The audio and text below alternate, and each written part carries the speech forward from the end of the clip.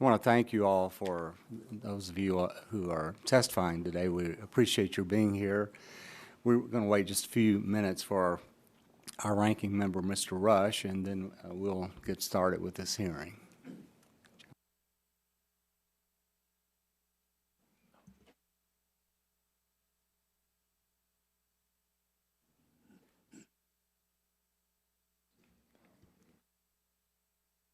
That's on.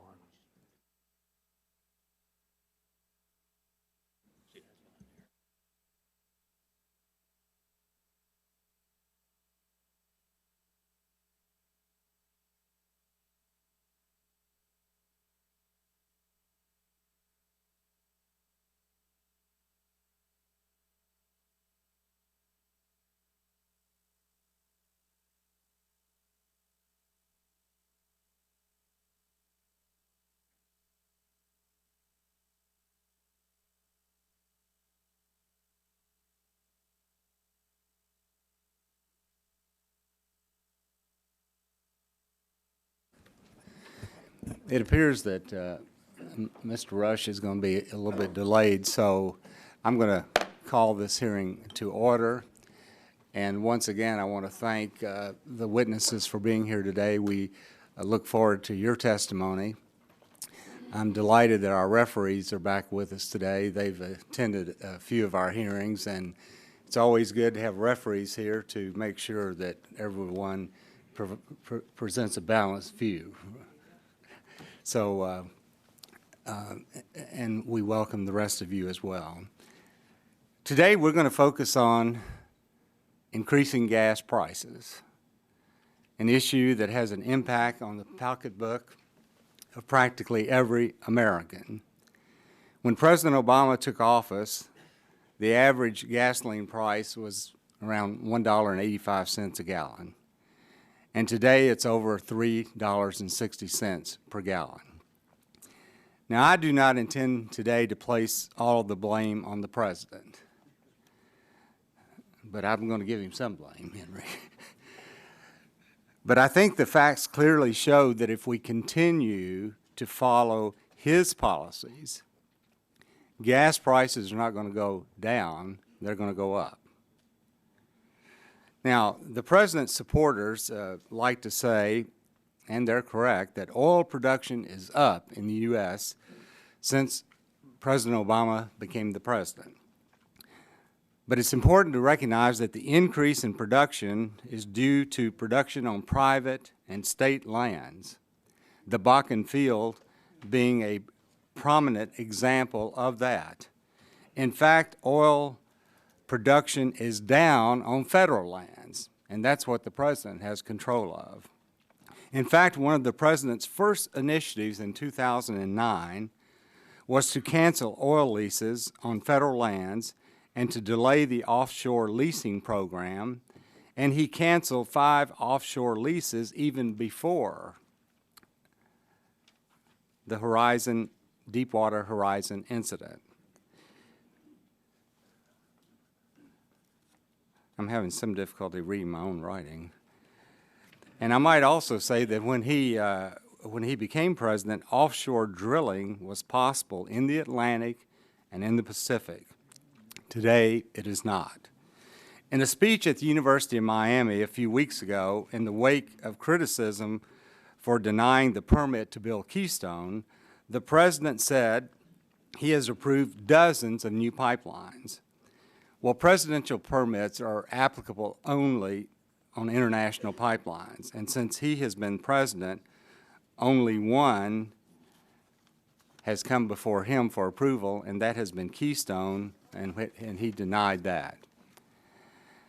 The president and his administration have decided to address energy costs by spending billions of taxpayer dollars to develop electric cars. They've raised the CAFE standards, which is fine, and they're imposing more regulations instead of encouraging production of our domestic resources. They're putting regulations on refineries, and they're discouraging production, as I said. For example, GM received millions of dollars, and they've curtailed the production of the Volt automobile because sales are lagging. Tesla and Fisker, both recipients of federal taxpayer dollars, have curtailed production primarily because Americans cannot afford to buy an automobile that costs around $100,000. Now, we all recognize that it's important to improve the mileage of automobiles, and so CAFE standards are important, but it's also important to recognize that it does raise the cost of cars. EPA itself said that by the year 2016, cars are going to increase by $1,000, and by 2025, they're going to increase by $3,000. So rather than trying to reduce the cost of existing regulations by EPA, they're considering adding more regulations, such as new source performance standards, targeting greenhouse gas emissions from refineries, and new Tier 3 regulations. So I think there's a clear contrast here. This administration is looking way, way, way into the future, which is important. But we need some immediate assistance, and the best way to go on that avenue to address this need is to make production of our domestic resources more available to the American people. At this time, I'd like to recognize the gentleman from Illinois, Mr. Rush, for a 5-minute opening statement. I want to thank you, Mr. Chairman. And Mr. Chairman, we all know that gas prices are set on the global market, and there are a variety of geopolitical factors that determine the price of fuel, many of which are beyond the control of the much maligned president of which you speak, or this Congress, which in the last 2 years has been basically described as a do-nothing Congress. But there are some factors that we do not have control over, including the role of speculators in setting fuel prices.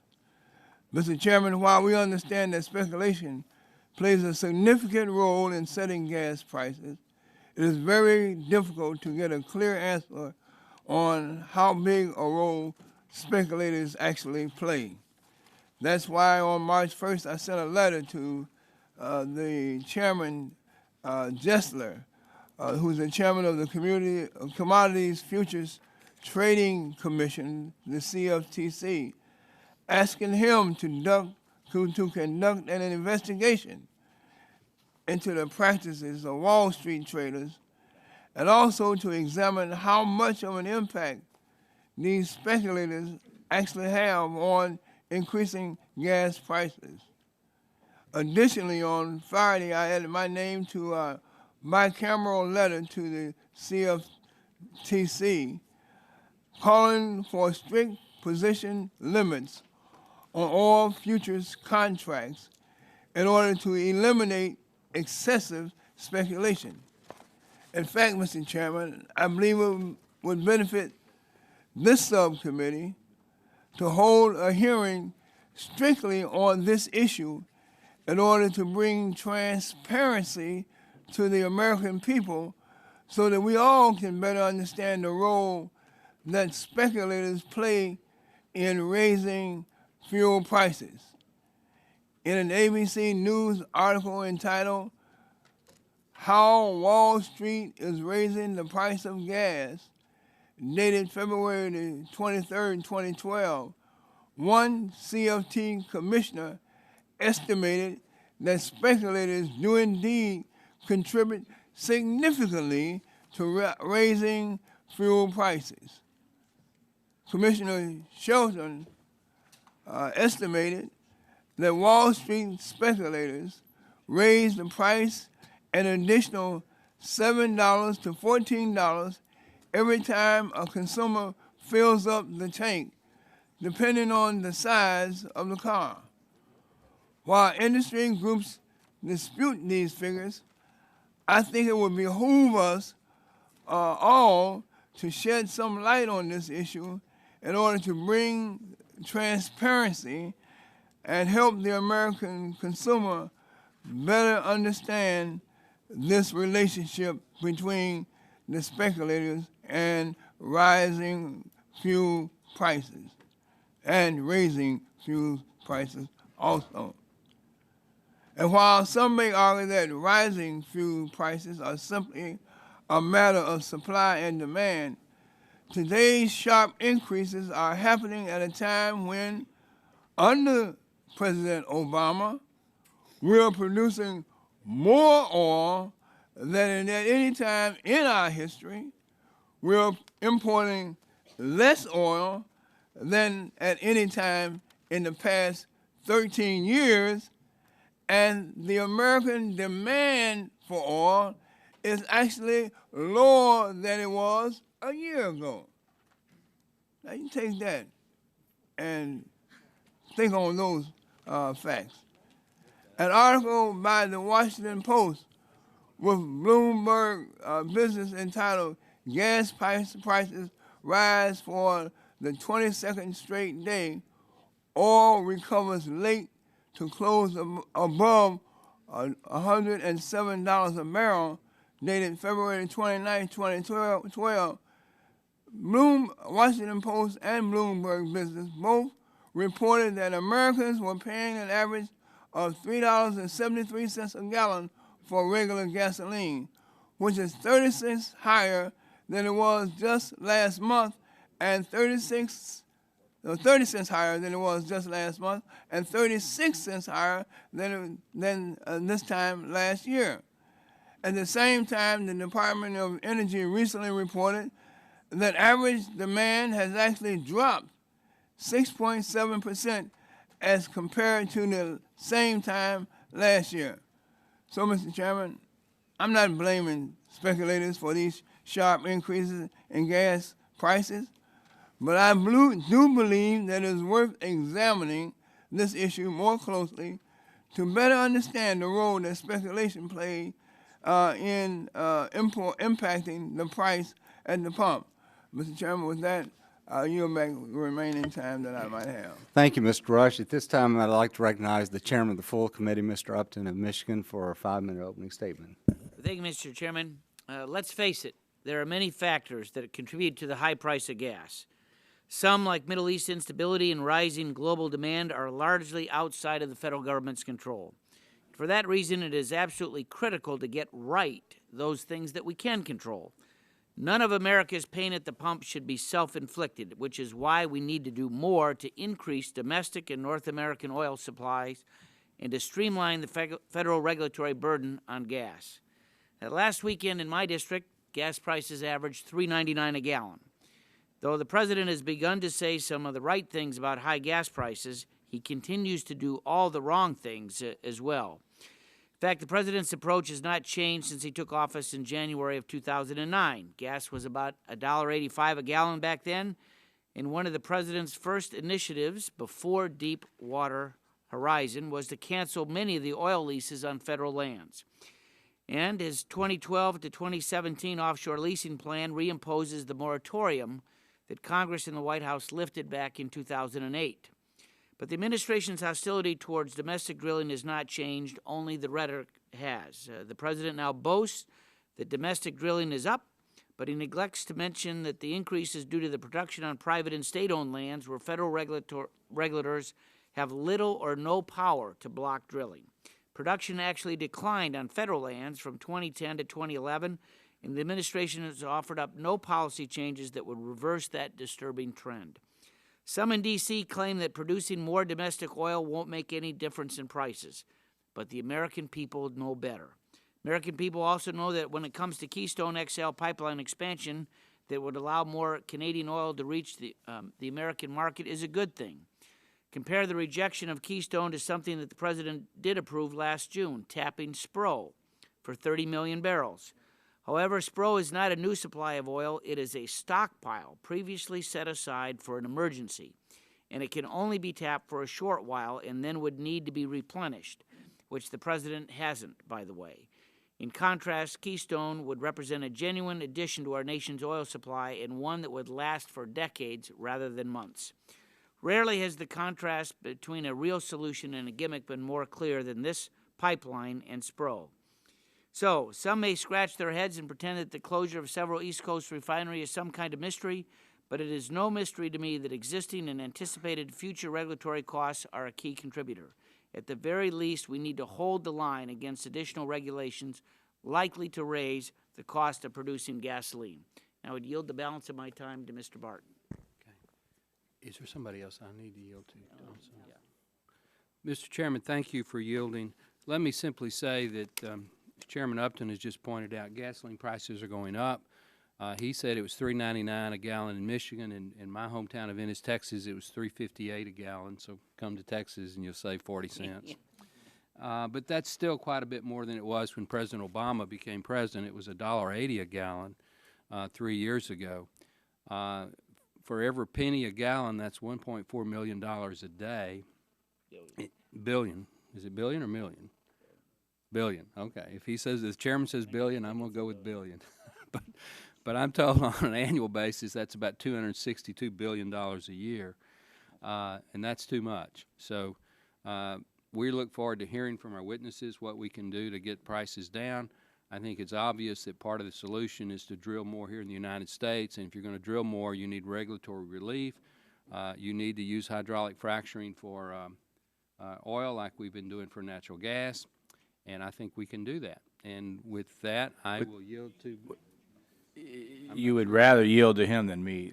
I think I have to yield to seniority. I'll try to go Shimkus. quick. Thank you. Because I'm going to ask questions. I want to get a few points out. The renewable fuel standard, which we passed, and really is supported by both sides of the aisle, has been very, very successful.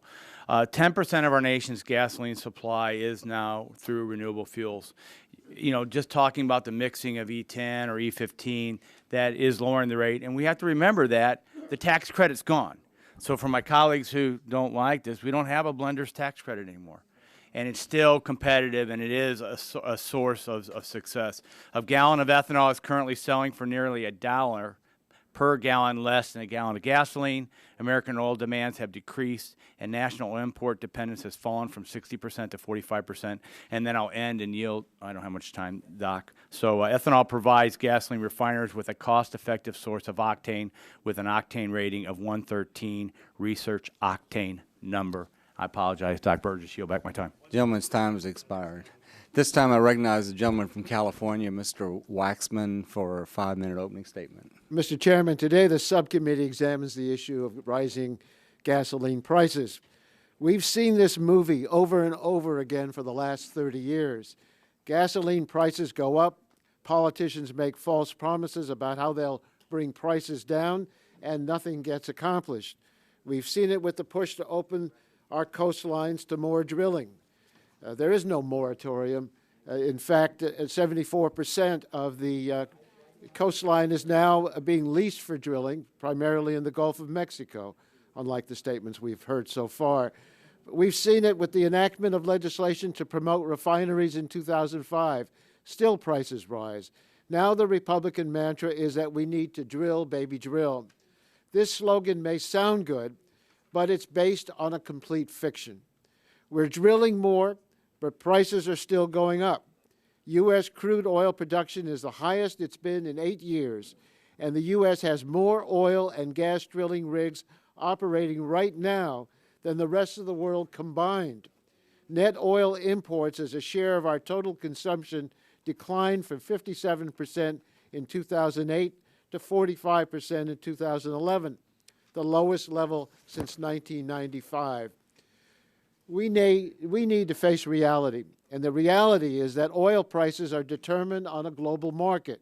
No matter how much we drill, our gasoline prices are going to rise if there's a crisis in the Middle East, labor unrest in Nigeria, or any of a host of other factors we can do little about. There's only one way we can protect ourselves from the impacts of rising oil prices. We need to reduce our dependence on oil. There are no short-term solutions. There's no silver bullet. Effects of releasing oil from the SPRO could be a short-term, as it has been in the past, if we are working with other countries to accomplish that goal. We need to invest in clean energy to diversify and reduce our energy use. The President has taken important steps. He's acted to cut the emissions of cars and trucks, doubling the fuel efficiency of our fleet. As a result, our dependence on oil has declined, but he needs our help. Oil companies are making record profits, yet they are still getting $4 billion in subsidies from taxpayers each year. We can't afford to take money from taxpayers struggling to pay their mortgages and fill up their tanks and hand it to oil companies making billions in profits. That's why we need to repeal the oil subsidies and use the money to develop sources of clean energy that reduce our dependence on oil. Today, we are going to hear a lot of the same old unsupported claims. The American Petroleum Institute will tell us that we can bring down global oil prices by drilling more in the United States. That's the line we're hearing from the Republicans. The refiners will tell us to help consumers we need to send a, quote, message to the market, end quote, by producing more oil in the United States. The National Association of Convenience Stores will say that making, quote, an announcement of a long-term commitment by the United States to increase its contribution to the international crude oil market could help calm some of the inflationary influences in the futures market, end quote. These claims have no foundation in reality. My staff contacted some of the nation's leading energy economists. They told us the so-called solutions we'll hear today from the oil industry will not reduce our gasoline prices. John Parsons, an economist at MIT, one of the nation's leading experts on the oil market, told us, quote, that the industry claims are not remotely plausible because drilling more will have at best a minuscule impact on gasoline prices. Oil industry expert Phil Verliger told us that announcing more production would have, quote, no impact, zero on the current price, end quote. He predicted that the people who buy or sell oil would simply ridicule these recommendations as a plan for reducing gasoline prices.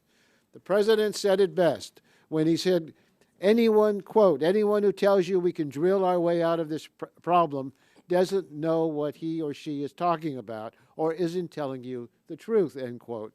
This committee has a responsibility to set the nation's energy policy. We should start by facing facts, listening to experts, and crafting policies that will reduce our dependence on oil.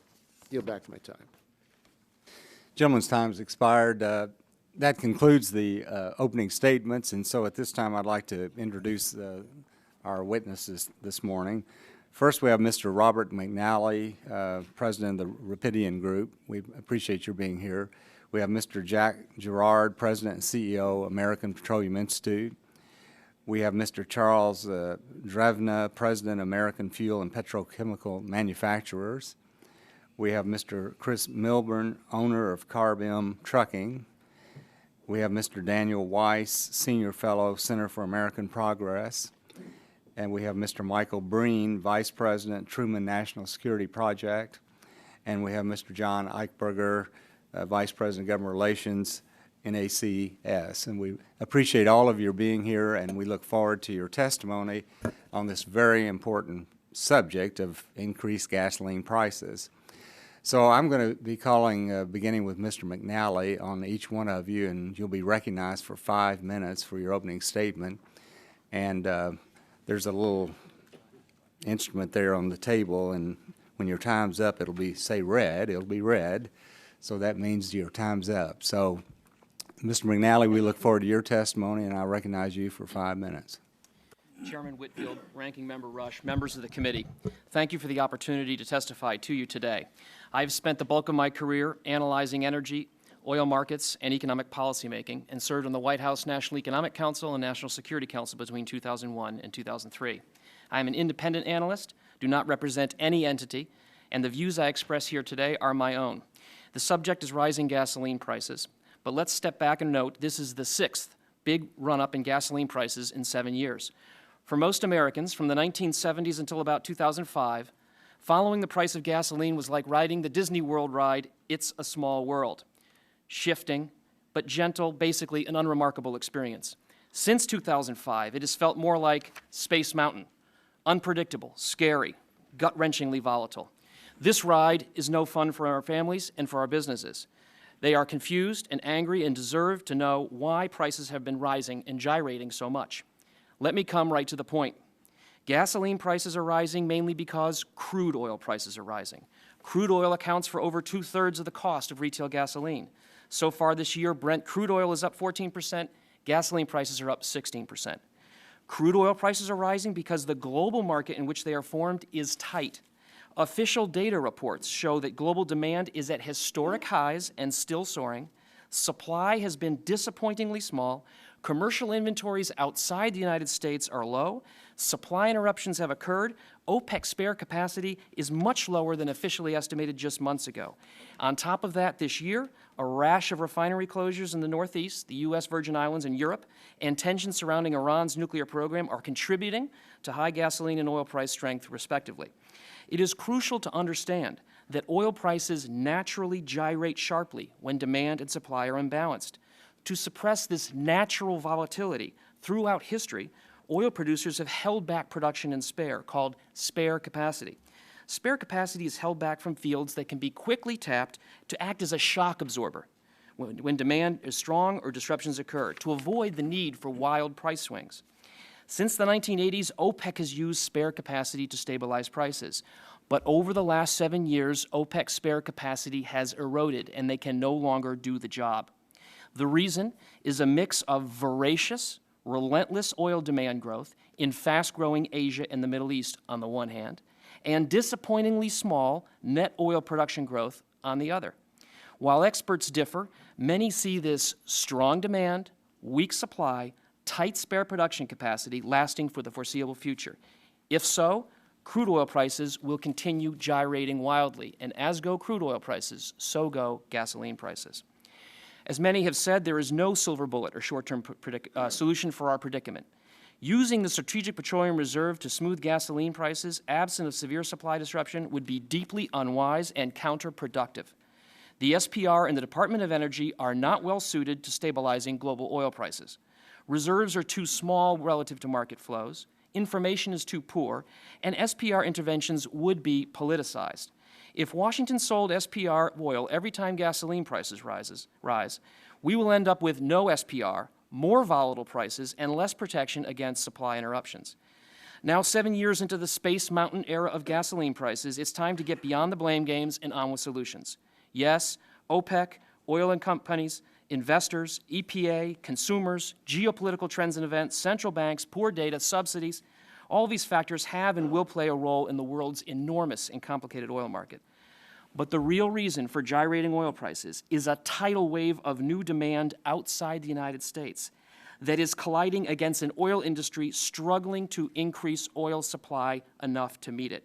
These are iron laws of economics, and we will have to live with them. It is past time to enact easy, common-sense steps like improving data, or bolder ones such as vastly increasing domestic and international energy supply, moderating demand, strengthening our resilience to oil price gyrations. We should act quickly and resolutely as if our jobs, our standard of living, and national security depended on our success, taking counsel from President Lincoln, who said in regard to a different crisis, quote, "The dogmas of the quiet past are inadequate for the stormy present. The occasion is piled high with difficulty. We must rise to the occasion. As our case is new, so must we think anew and act anew." Thank you. Thank you, Mr. McNally. Mr. Gerard, you're recognized for 5 minutes. Thank you, Chairman Whitfield and Ranking Member Rush, and members of the subcommittee. Thank you for inviting me here today to speak to you about the rising cost of fuel. Americans are understandably frustrated by rising fuel costs, which is a direct result of weak energy policy. America is energy rich, yet too many talk like we're powerless to do anything but watch global events drive energy costs higher and that there are no solutions. Members of the committee, that's just not so. With sound policy and bold leadership, we can put this country's vast resources to work to literally change the energy equation. Gasoline prices are climbing primarily because of the cost of crude oil, which accounts for 76% of the price at the pump. The market forces driving crude higher are challenging, but America doesn't have to be held captive to them. We have choices. By increasing access to North American energy, we will help put downward pressure on prices. Supply matters. That's not just API saying so. It's others who have called on the Saudis to produce more, others who've called on other sources such as the Brazilians, and yet others who recognize supply matters by calling for release from the Strategic Petroleum Reserve. This is not a long-term energy strategy. Government estimates say we will still get more than 55% of our energy from oil and natural gas over the next 2 decades, 57% of which currently comes from outside the United States. The question is whether we produce that energy here or rely on less stable sources in the future. With actions today over the next 2 decades, we could add the oil and natural gas equivalent of 10 million barrels a day. The markets would see that America plans to be an energy leader, not a follower, and American consumers would see that help is on the way. But current policies block this vision. The call for an all-of-the-above energy approach sounds good, but we're seeing actions that hinder oil and natural gas development. The administration says one thing, does another, and sends mixed signals to the marketplace. The administration says it is for more oil and gas, but rejects the Keystone XL pipeline, which would bring 800,000 barrels of oil per day. It says it is for boosting domestic production, but new leasing and the number of new wells on federal lands are both down. Its latest offshore plan keeps 87% of these areas off limits, and the Gulf of Mexico production is forecast to be down nearly 21% in 2010. The administration says it is for natural gas, but 10 federal agencies are now considering new regulations that could needlessly restrict our ability to produce here on our own shore. It calls for all of the above, then threatens companies that could lead on energy with an $85 billion discriminatory tax increase. Mr. Chairman, this is sending the wrong message and must change. Soaring production on state and private lands should be our model. Shale plays in North Dakota, Pennsylvania, and Texas are game changers, creating jobs, helping consumers, and producing record levels of oil and natural gas. We need that model nationally. Bold action that says we're serious about energy, action that will actually increase supply. With the right policies and with strong, resolute leadership, we can secure our energy future instead of surrendering to outside forces. The President has an opportunity right now to signal the markets and help put downward pressure on fuel prices by showing we're serious about developing our own vast resources. Our industry will help. We urge the President to act now. Thank you very much, and I look forward to answering your questions. Thank you, Mr. Gerard. Mr. Drevna, you're recognized for 5 minutes for an opening statement. Chairman Whitfield, Ranking Member Rush, and Chairman Upton, Ranking Member Waxman, thank you for giving me the opportunity to testify at a very critical hearing here today. I'm Charlie Drevna, and I serve as president of AFPM, the American Fuel and Petrochemical Manufacturers. We're a trade association that was just recently known as NPRA, the National Petrochemical Refiners Association, until early this year. We represent the high-tech American manufacturers who use oil and natural gas to make almost all the fuels, heating oil, and petrochemicals used in our nation today. As has been stated previously, and is absolutely 100% accurate, current gasoline prices are primarily driven by high global crude oil prices. The cost of crude accounts for 76 cents of each dollar that consumers pay for gasoline. That's followed by an average of, by taxes at 12 cents. Next comes distribution and marketing at 6 cents. That leaves refining just 6 cents on every dollar to pay wages, run the refinery in a safe and efficient manner, and produce the fuels that Americans need and deserve. So, refiners don't set the price of oil any more than automakers set the price of steel or bakers set the price of wheat. Oil is an international commodity that trades in a free market. Now, historically, the best mechanism to address high crude prices has been to increase global oil supply. When we've done this as a nation, we've sent that message that the U.S. is serious about meeting our energy and national security needs. American companies could increase the supply of crude oil in two ways. First, the federal government would allow increased production of oil in the United States and off our shores. As Mr. Girard so stated, we are not an energy-poor nation. We are an energy-rich nation who lack the political will to develop our own natural resources and to provide consumers with the products they need at a reasonable cost. Second, President Obama should approve the construction of the Keystone XL pipeline to bring Canadian oil refineries to the U.S. Gulf Coast. I recently saw a clip on TV, member of Congress talking about the SPR, and that he equated it to kryptonite, in that the SPR was like kryptonite to the cost of oil. Well, I'm not so sure about that, but I am sure that we do have a strategic reserve. Unfortunately, it's locked up. It's locked up off the shores of the Atlantic. It's locked up off the Eastern Gulf, up through the Pacific and all the way through Alaska. It's locked up on federal lands. It's been locked up for over 30 years. And the critics will say, well, it's going to take a lot of time to develop. It's going to take 4 years. It's going to take 4 more years. Well, if we had that same mentality, we wouldn't have the Transcontinental Railroad, we wouldn't have the Hoover Dam, we wouldn't have the Golden Gate Bridge or any other structure that was so needed in this nation. So developing our own resources as well as our own natural gas resources is going to produce jobs for American workers and revenues for government at all levels. Today, high crude prices and logistical constraints on the movement of oil and fuel around the country are creating challenges for both refiners and American consumers. In addition, fuel manufacturers are hit with a regulatory blizzard that threatens refinery operations in our nation. These include Tier 3 regulations to reduce sulfur in gasoline, greenhouse gas regulations, lengthy permitting delays, and finally, requirements under the renewable fuel standards involving biofuels. Proposed new federal regulations threaten to raise the energy costs further for every American consumer, with little or no environmental benefit. These regulations would also threaten American jobs and further weaken our economic and national security. One bright spot on the horizon is our export of refined petroleum products, primarily diesel fuel. Exports don't raise gasoline prices. Rather, exports bring billions of dollars to America, preserve and create jobs, and strengthen our own economy and reduce our trade deficit.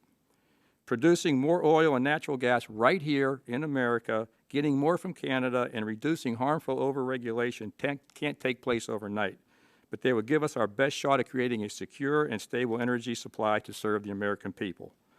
Doing these things would also create a manufacturing renaissance and more American jobs. Thank you again. Thank you, Mr. Drevna. And Mr. Milburn, we look forward to your testimony, and you're recognized for 5 minutes. Thank you. Good morning. My name is Chris Milburn. I am from Hilliard, Ohio, and have been a professional truck driver for close to a decade. I own my own truck and haul retail merchandise while leased to a motor carrier. I am here on behalf of the Owner-Operators Independent Drivers Association, commonly known as OIDA. OIDA's approximately 150,000 members are small business truckers from all 50 states.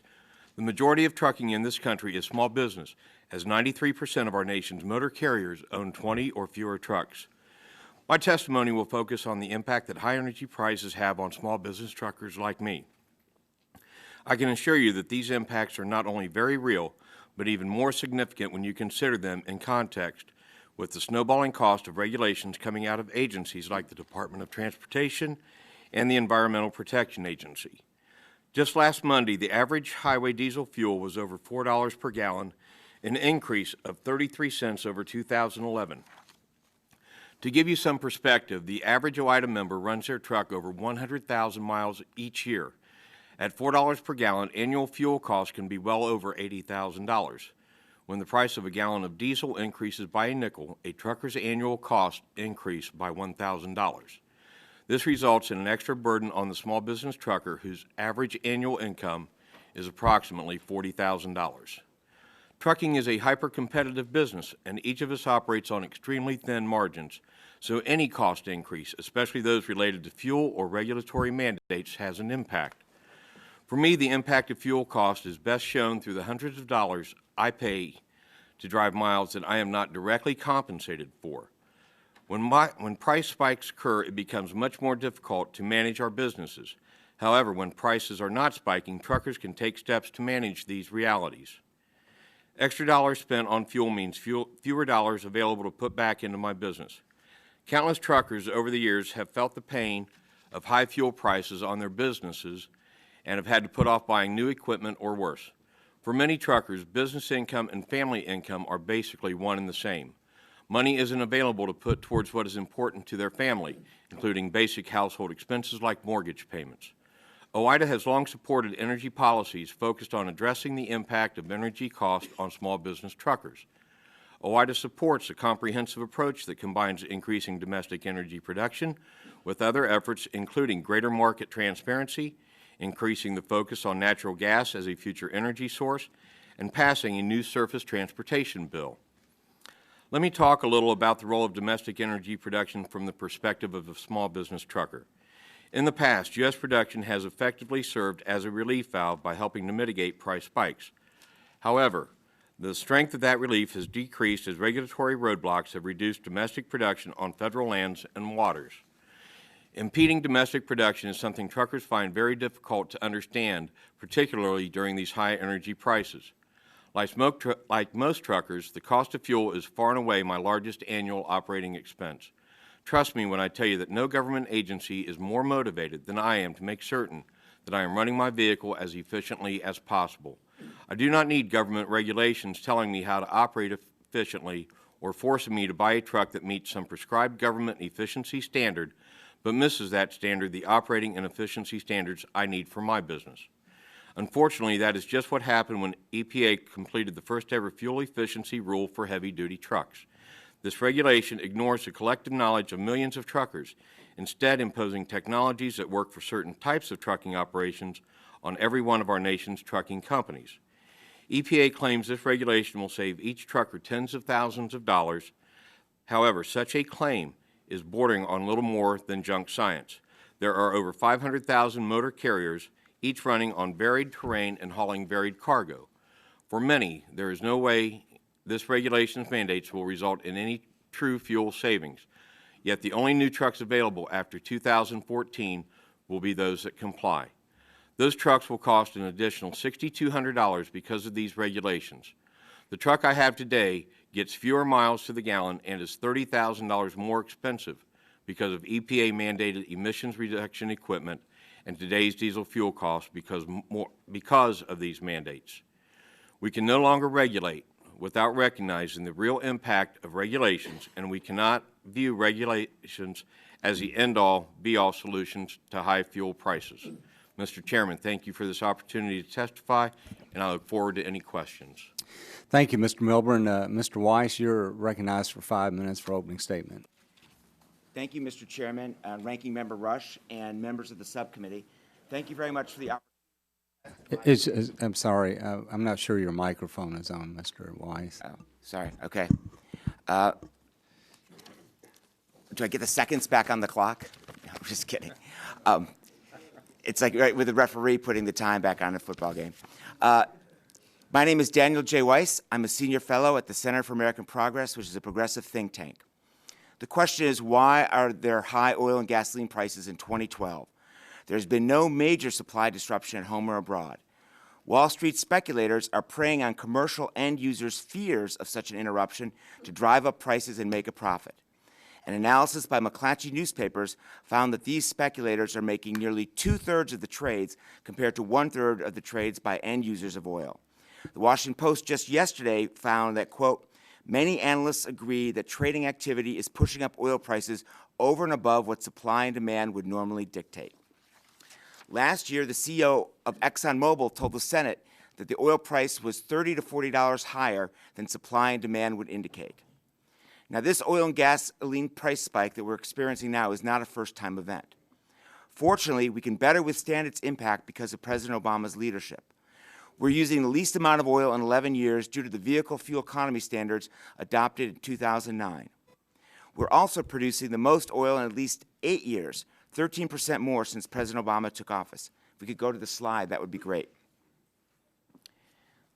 The U.S. has more oil and gas rigs than the rest of the world combined. As you can see, the blue line at the bottom is the increase in number of rigs.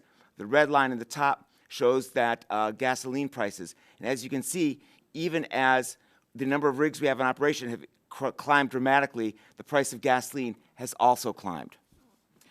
In addition, the Interior Department reports that 3/5 of the leases for oil held on public lands are undeveloped, and there are also thousands of leases in the western Gulf of Mexico that are held but undeveloped.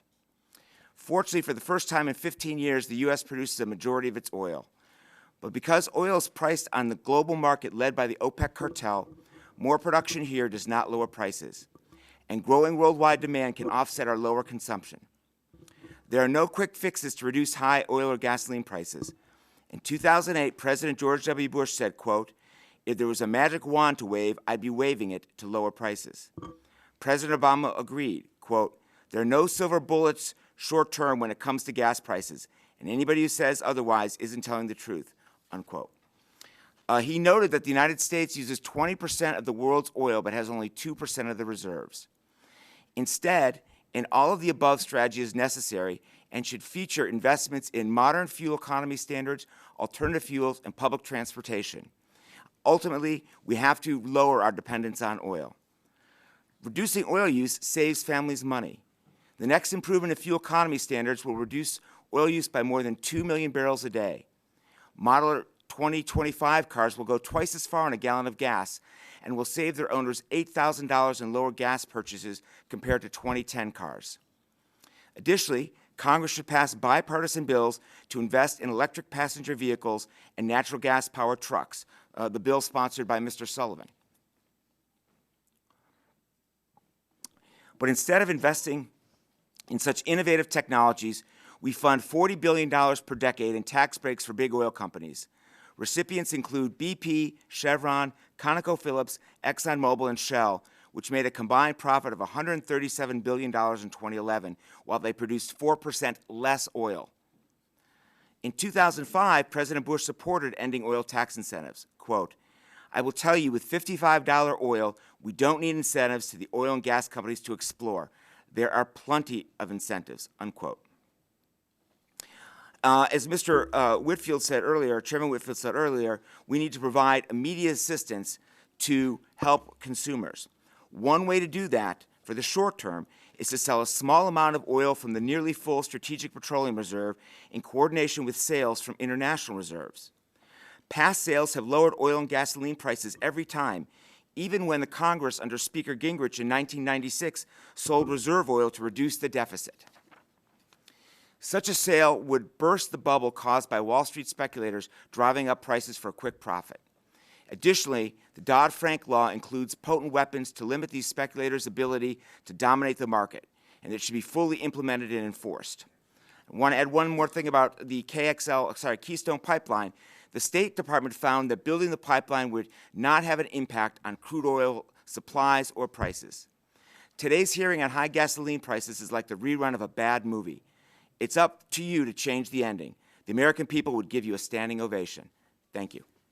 Thank you. Mr. Breen, you're recognized for 5 minutes. Thank you, Chairman Whitfield, Ranking Member Rush, members of the committee, ladies and gentlemen. I'm honored to appear before you today to discuss this issue. I come before you first and foremost as a fellow citizen, one deeply concerned about the future prosperity and security of this great nation. I serve as the Vice President of the Truman National Security Project, a leadership institute dedicated to forging strong, smart, and principled national security policy for America. As a former Army captain and an Iraq and Afghanistan combat veteran, I'm also proud to be one of the leaders of Operation Free, a nonpartisan, nationwide community of veterans dedicated to the common belief that our national addiction to oil poses a clear national security threat to the United States. The veterans of Operation Free have seen the consequences of our dependence on oil firsthand on the battlefield. As a young lieutenant on my first combat tour, I served on an isolated fighting camp in an area south of Baghdad known as the Triangle of Death. My unit was entirely dependent on daily fuel convoys to power our generators and fuel our vehicles. Recognizing this dependence, Iraqi insurgents consistently ambushed the convoys while my infantry company fought to protect them, leading to almost daily firefights we jokingly called fighting for our supper. The insurgents had recognized a crucial weakness, one that our nation shares, one that Osama bin Laden once referred to as America's Achilles heel, our dependence on oil as a single source of fuel. America sends over $1 billion a day overseas for oil. It should not be surprised, then, that oil is the single largest contributor to our foreign debt, outpacing even our trade imbalance with China. Worse, far too many of those dollars wind up in the hands of regimes that wish us harm. For every $5 rise in the price of a barrel of crude oil, Putin's Russia receives more than $18 billion annually. Chavez's Venezuela, an additional $4.9 billion annually, and Iran, an additional $7.9 billion annually. Today, our nation remains locked in a high-stakes confrontation with a volatile Iran. Iran's pursuit of a nuclear weapons capability and support for terrorism are among our gravest national security challenges. As we grapple with those challenges, we must not forget that neither nuclear weapons nor support for terrorism come free. According to the CIA, over 50%, over half of Iran's entire national budget comes from the oil sector. That's enough to pay for their nuclear program, support for terrorism, and aid to despots and dictators like Syria's Assad. But Iran is not America's only oil-funded security threat. Even Afghanistan's Taliban benefits from ever-increasing oil prices. According to former Special Envoy Richard Holbrooke, the Taliban's major source of funding is private donations from individuals in oil-rich Iran, Saudi Arabia, and other Persian Gulf states. Opium is number 2. Congress must act to meet this danger in the only way that makes sense, by developing a broad set of alternatives to oil. As has been said frequently, there is no single solution, no silver bullet that can break oil's grip on our national fortunes. But fortunately, Congress has silver buckshot in its arsenal. We can and must aggressively pursue policies that open a broad range of alternatives to oil. This morning in North Carolina, President Obama is announcing a race to the top challenge to encourage communities across America to adopt advanced vehicles, building infrastructure, removing regulatory barriers, and creating local incentives. What's most exciting about this proposal is that it embraces choice. Communities themselves are free to decide if electric vehicles, natural gas, or alternative fuels are the best fit for them. The administration has also proposed improvements to the current tax credit for electric vehicles, tax incentives for alternative fuel commercial trucks, and a research and development grand challenge designed to bring down the cost of electric vehicles. These proposals may not be perfect, but they are certainly steps in the right direction, and I hope that this Congress will work with the administration to improve and expand upon them. My earliest military training taught me to anticipate threats and take action to defeat them. Our military leaders understand this when it comes to the cost of oil and our sole dependence on this single source of fuel. This is a cost that extends beyond the gas pump. It extends onto the battlefield. So I respectfully conclude with a simple request. Lead us. Lead us in building an alternative energy economy that can break our dependence on oil and finally put Americans in control of our own energy future. Thank you. Thank you. Mr. Eichberger, you're recognized for a 5-minute opening statement. Thank you, Mr. Chairman. My name is John Eichberger. I'm with the National Association of Convenience Stores. Convenience stores sell about 80% of the gasoline at retail in the country through 121,000 stores. Of those 121,000 stores that sell fuel, 58% are single-store companies, true mom and pops. What I want to talk about is a little bit how retailers set price, and basically I describe it as it is truly a street fight. Retailers look at competition, they look at the cost. We post our prices on 20-foot signs. Customers can shop for the best value driving 45 miles an hour without even stopping. We did a survey earlier this year that 40% of consumers will drive 5 minutes out of their way to save as little as 3 cents a gallon. That means that retailers have to figure out the best price from a competitive standpoint to sell fuel. In our industry, 2/3 of our overall sales are fuels related. 3/4 of our profit, however, comes inside the store. So we need to set prices that attract customers to our facilities and then figure out ways to get them inside the store to sell them items where we make more money, such as coffee and sandwiches. We also have to pay close attention to cost, however. In 2011, we calculated the average cost to sell a gallon of gasoline is about 17 cents. That means we need to mark up our fuel with 17 cents just to break even. Unfortunately, in 2011, the average margin was actually 18.2. The average retailer is making 1.2 cents per gallon in 2011. But even that's difficult sometimes because the cost of wholesale fuel changes so rapidly, several times in one day. Because each retailer incurs different costs, if a retailer gets a 10-cent increase today, they may not be able to pass that along to their customers immediately because the competition won't allow them to. So they eat some of that increase and they lose margin going up, and they try to recover when the prices come back down. But the pricing decisions are constant among all retailers at the same time. They're fighting for that customer every single day. Our wholesale prices are heavily dependent upon crude oil. Both products are traded on the open market. And as has been mentioned many times today, speculative investment into these commodities markets has an inflationary influence on the price that we pay. Any type of indication of what future supply and demand may have can change the way traders bid the price up or down, and that affects the price consumers pay at the pump. Right now, we know oil is making up about 75 to 80% of the retail price of gasoline, and that needs to be addressed. So a couple things that I think we can do to help address the issue. Unfortunately, retailers don't have a whole lot of flexibility. Our margin right now this year so far is averaging 3.6%. There's not a whole lot of room to maneuver to give customers a better deal at the pump. They're trying though. A lot of retailers are offering discounts to customers to entice them to come to their stores. Our goal is to give them the best value at the pump so they'll buy more product inside the store. But there are some things I think Congress can do, and Mr. Waxman mentioned in my written statement. I do believe that if we increase international supplies of oil, domestically, internationally, that will have an effect on traders, and hopefully will bring prices down on the market to benefit consumers. I also think we need to take a careful look at our regulatory structure. Whether a regulation being proposed and considered is beneficial to the environment, to consumers or not, it's going to have a cost, and we need to recognize those costs will be passed on to customers. So as we're thinking about regulatory structures, let's think about how we can accomplish our objectives in the least costly manner possible to benefit our customers. And finally, I think we need to really think about harmonizing our fuel regulations. We have great objectives. Let's reduce our dependence on oil, improve efficiency, become more energy secure, benefit our customers with lower prices. Unfortunately, we don't always take our regulatory proposals and balance them and coordinate them. For example, the current proposal to increase CAFE standards takes about 54.5 miles per gallon. Great objective. However, I took a look at EIA's projections on a more modest CAFE proposal. If you compare that to the renewable fuel standard, in 2022, we're supposed to bring 36 billion gallons of renewable fuels to market.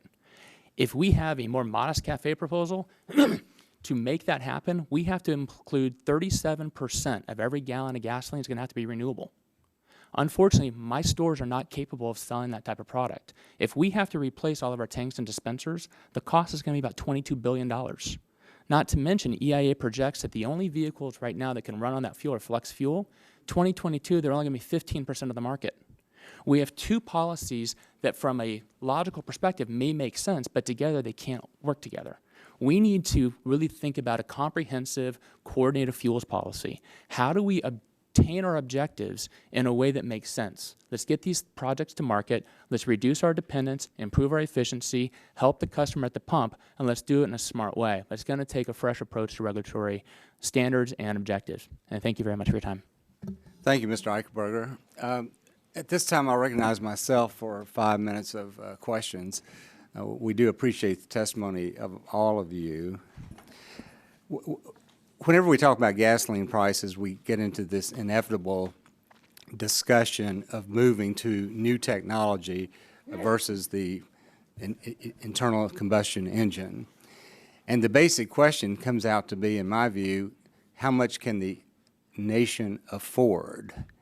You cannot just snap your finger and move to new technology very quickly. And I know, Mr. Weiss, the topic of today's hearing is about gasoline prices and what do we do to get these prices down. And we're not talking about 25 years from now or 30 years from now, although that is important in the long run. But I was reading, for example, that your organization called for a tax of $9.50 per barrel on imported oil. Now, obviously, that would raise gasoline prices. So why would your organization be advocating that? Well, first, Mr. Chairman, the proposal is designed to provide money to rehabilitate our crumbling infrastructure here, particularly highways and public transit systems. Doing both of those things will actually reduce oil use here. Second, we could phase in a proposed oil import fee over a few years, so the impact on gasoline prices would be relatively minimal compared to the swings that we're seeing today. And if we take those funds and invest it in infrastructure, then we'll actually be saving consumers money in the long run. But you think you could put this tax on and have a very small increase in actual gasoline prices? Is that your? The rule of thumb is every $10 increase in the price of oil is a quarter or 25-cent increase in the price of gasoline. So if you phased it in over, say, 3 years, you're talking about adding 8 cents to the cost of a gallon of gas at a time when you'll be helping consumers save more by increasing their fuel economy, by having roads that aren't crumbling, avoiding detours for bridges that are out, helping transit systems, which will also. And let me ask you another question. I know you're advocating the removal of any tax breaks for oil companies. Now, are you also in favor of removing any tax breaks for wind power, solar power, electric cars? Well, as you know, Mr. Chairman, in this country we have a long history of providing assistance for emerging industries, starting with going back as far back as the railroads, the internet, radios, television. What we're proposing, may I finish, sir? We're proposing that we help these emerging industries like wind and solar. Some of these tax breaks for the oil industries are nearly 100 years old. Well, you realize we've spent millions of dollars and many of these companies have already gone bankrupt. And I don't think that that's protecting the taxpayer dollars. Mr. Gerard, one question I'd like to ask you. When Al Gore was in the U.S. Senate, he used to talk about frequently that the U.S. possesses only 2% of the world's proven oil reserves. And as far as I know, Al Gore was the first person that ever really used that figure. And there's a difference in proven and unproven reserves. Now, when we talk about the U.S. only possesses 2% of the world's proven oil reserves, what is the difference in that and unproven? I can only assume he uses that particular number to suggest or imply that we have little oil in this country. Let me say first and foremost, we have vast resources here in the United States. In fact, for the past 30-plus years, we've had 85% of it off limits, so we can't even go out and define, look for it, and identify it. Look at the situation in North Dakota today. 5 years ago, we thought we had 100, 200 million barrels of oil there. Today, it's estimated to be somewhere between 14 and 20 billion barrels of oil under the state of North Dakota. So there are vast resources here in the country. The term that's being used is a very technical term showing only those that have been proven by drilling. So it shows 2%. Even the EIA, the Department of Energy, recently said our estimated reserve is at least 10 times that. And when you go beyond that, our experience in the Gulf of Mexico, for example, we have developed and produced 8 times what was estimated to be there early on. Give us the opportunity, we'll risk our capital. We can produce a lot of energy in this country by Americans for Americans. We have vast resources. Thank you. My time's basically expired, so Mr. Rush, I recognize you for 5 minutes. Thank you, Mr. Chairman. Mr. Weiss, a growing number of people are concerned that Wall Street speculation is also playing a role in driving up oil and gasoline prices. What's your thoughts on this, and how concerned should we be about speculation driving up the price of oil? Thank you, Mr. Rush. I think we should be very concerned. The evidence is fairly strong that Wall Street speculators and not commercial end users, like Mr. Milburn, for example, are the ones that are driving up prices. The Washington Post reported yesterday that there was an analysis by the Federal Reserve Bank in St. Louis that determined, quote, financial speculative demand shocks were responsible for at least 15% of the huge run-up in oil prices between 2004 and 2008, unquote. And there's a whole host of other studies that all point in that direction. The Dodd-Frank law does provide tools to the Commodities Future Trading Commission to help rein in Wall Street speculators, but those tools have yet to be implemented, and we should urge the agency to do so. Are there any other actions that we can take to reduce the impact of speculators? I think the most important one is to have CFTC set position limits for Wall Street speculators, which really limits them to a certain amount of oil that they can hold. They've worked on their part of this rule, but they have to work out some definitions with the Securities and Exchange Commission, which, to my knowledge, hasn't happened yet. They're planning on implementing the rule sometime next year. I believe that we ought to urge that they speed up the implementation of that rule. 20% of the world's oil is consumed by this nation, and we only have 2% of the oil reserves of the world. We're not going to be able to drill our way out of this problem, as the President has said many, many times. We're producing more oil now than we have in years, but the gasoline prices are continuing to go up.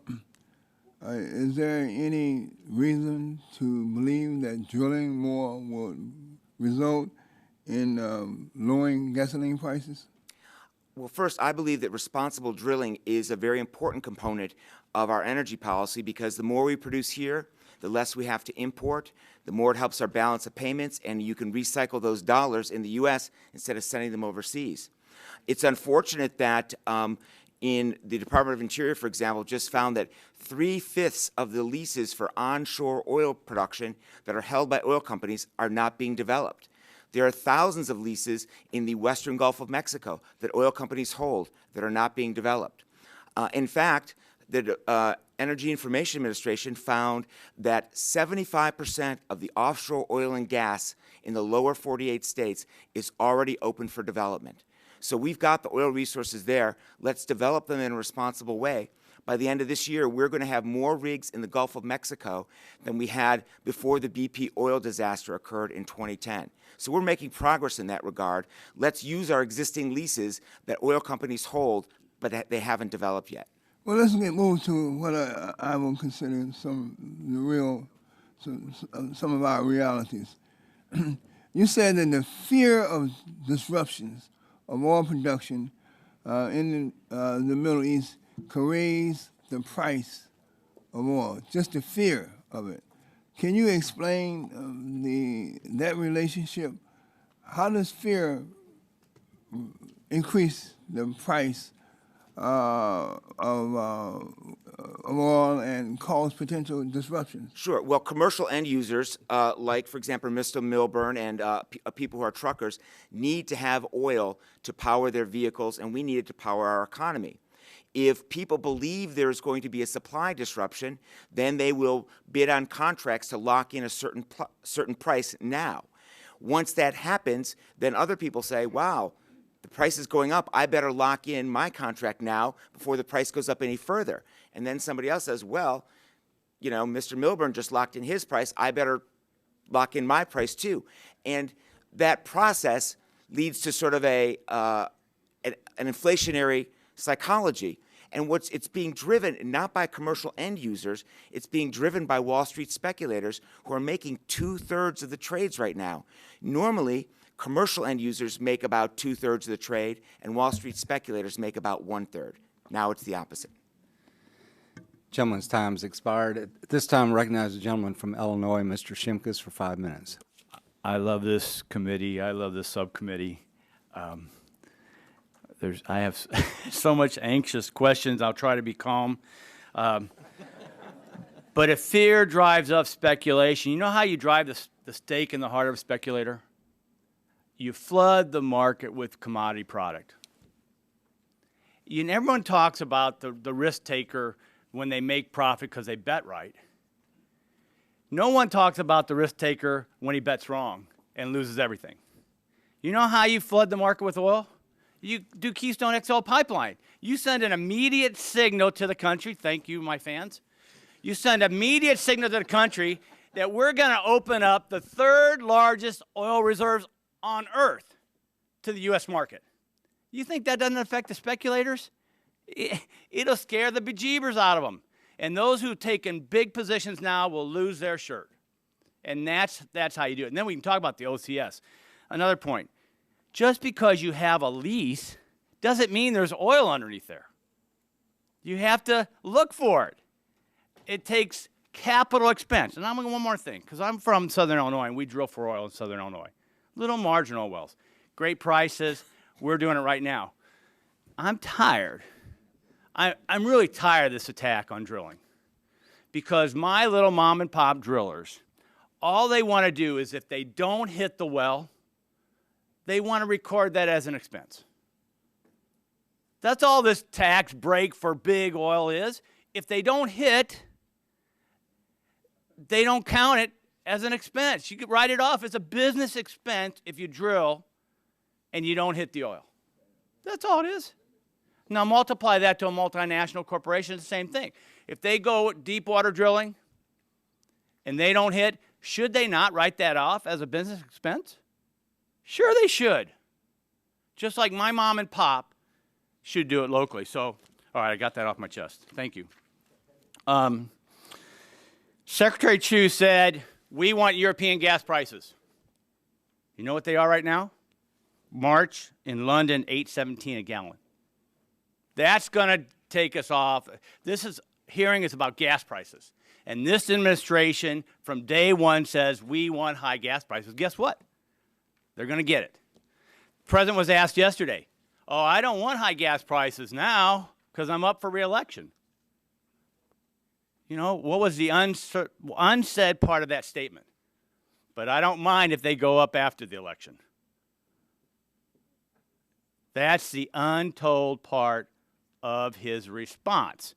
Because, as we know, the Secretary, which we'll get a chance to talk to him next week, wants European gas prices for a lot of reasons that we've addressed before. Let me talk to Mr. Breen a while, because we're really, the thing that brings us together is really the debate. We're all about energy security. We're all about decreasing our reliance on imported crude oil. 20% still comes from the Middle East. We've got Iran. We've got the Strait of Hormuz. We know we've deployed there. Mr. Engel and I have a bill called the Open Fuel Strategy, which makes the basic premise. Let's break the monopoly of crude oil as a liquid transportation fuel. And let's allow the individual consumer to make a choice on their liquid transportation at the pump. What do you think about that? Have you looked at that bill? I can't say I have, sir, but in principle, that sounds great to me. Yeah, and I would encourage you to look at it. We've got Brent Snowcroft, a lot of great national security guys are looking at it. It brings all comers. All we've got to do is get the liquid blend. My friend from the convenience stores, obviously we have some issues, but once we get the blend, then free the consumer. The monopoly is crude oil. Bring all comers to the liquid transportation market, and then compete and let the consumer and let the fight for the lower price. I've done that before. I drive a flex fuel vehicle. When I get a chance, I pump E85 into that baby. But there was a time I drove up, and the E85 was actually more than conventional unleaded. Being the conservative fiscal Republican that I am, guess what I did? I filled up on the unleaded regular. I wasn't going to subsidize it. Get the competition. What's the problem with this, John? The only issue we have with alternative fuels is, one, do the customers want to buy them? And two, can we lawfully sell them? Yeah, go talk about lawfully sell real quick. Lawfully sell them, we're talking about E15, for example. We have to have equipment that is certified as compatible with that equipment, with that fuel, or we can't sell it. We're grossly negligent. We're violating a bunch of federal laws. If we sell it to a customer and they put in a car that is not permitted to use that fuel, we could be held responsible for the Clean Air Act violation, $37,500 fine, and we could be responsible for voiding the warranty or damage in that engine. Those are things that need to be resolved if we want to bring these new fuels to market. Thank you, Mr. Chairman. I'm going to encourage my colleagues to talk to me about a way to fix that problem. This time I'd like to recognize the gentleman from California, Mr. Waxman, for 5 minutes. Thank you, Mr. Chairman. This recent spike in oil, gasoline prices is just too familiar. We've been there before. If you want to fix a problem, I think we have to figure out the diagnosis correctly. You can't cure pneumonia by treating a broken leg. The fundamental problem isn't that we are not drilling enough or even that we're too inefficient. In my view, the fundamental problem is the United States is heavily dependent on a single commodity, oil, and we don't control the vast majority of the oil supply or most of the oil demand. Oil prices are set in the world market, which means that even if we produce as much as we consumed, we'd still have to pay the world market prices for crude. Does anyone on the panel disagree with that as long as the U.S. is heavily dependent on oil, we'll be vulnerable to price volatility in the global oil market? Well, I want to ask Mr. Weiss, it's become a Republican mantra that the solution to high gas prices is more domestic production. Do you agree with that notion? And if not, why not? Thank you. No, I don't agree with it. I think more drilling is an important piece for our national security, as we talked about, but it's not going to solve high gasoline prices in the way that for the reason you just described. I think what we need to do is begin to invest in alternatives like electric vehicles. Mrs. Biggert of Illinois has a bill that would help create infrastructure for recharging. I believe that's what the President will be talking about today. Well, the question that I really wanted you to answer is, if we had more domestic production, would we have lower gasoline prices? No, we would not. And the reason we would not? Because, as you noted, oil prices are set on the world market. The price of oil is about 78% of the price of gasoline right now. And it's too easy for any of the OPEC countries to change their production in order to keep the price at a certain level. In fact, the Saudi oil minister in January said that they thought an ideal price for oil was $100 a barrel. Presumably, they will take actions to try and keep that the case. So if we produce more oil in the United States, it won't make a difference to the world price if the OPEC cartel decides to reduce the supply. That's correct. Some countries, like Canada, produce more oil than they can use. We're talking about if we can get self-sufficiency on oil, but they have more than self-sufficiency. They produce more oil than they use, and they're still subject to the world market, and they suffer from gas price spikes just as we do. Under President Obama, U.S. oil production is the highest it's been since 2003. You wouldn't know it from some of the comments that are made, but gas prices are still spiking. The idea that our problem is insufficient oil production is a fantasy, and I believe it's a very dangerous fantasy. Mr. Breen, you're an expert on national security. Do you think that just focusing on production is a dangerous approach? Yes, sir, I do. And why? Because, as you've said, it doesn't change the overall dynamic, and more importantly, it doesn't change our single source dependence. As long as we need this fuel for 95% of our transportation sector and virtually all of our military operations, we're stuck with whatever the market does. Mr. Weiss, what progress have we seen from President Obama in reducing our oil dependence? We've made great progress in reducing our oil dependence. We're using less oil than any time since February of 2001, and that's even as our economy is recovering. It's due to the the fuel economy standards put into place by this administration that was signed into law by President Bush. The fuel economy standards that the President put in place in 2009 were originally signed into law by President Bush in 2007. They're starting to have impact in reducing our oil consumption, and that effect will only grow. By the time the final standards are implemented in 2025, cars will go twice as far as on a gallon of gas, and will save over 2 million barrels of oil a day.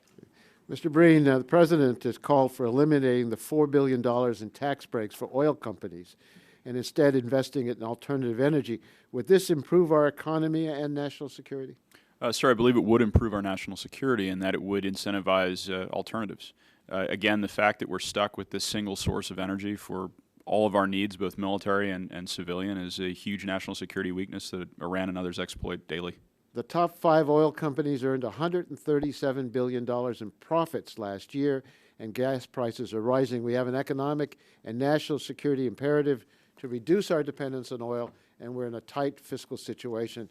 I think the President is right. The last thing we should do right now is to give the oil companies $4 billion a year in tax breaks. Gentleman's time has expired. This time I recognize the gentleman from Texas, Mr. Barton, for 5 minutes.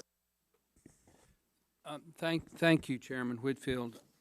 Would like to ask Mr. Gerard if he knows what the peak production per day of U.S. oil production has ever been.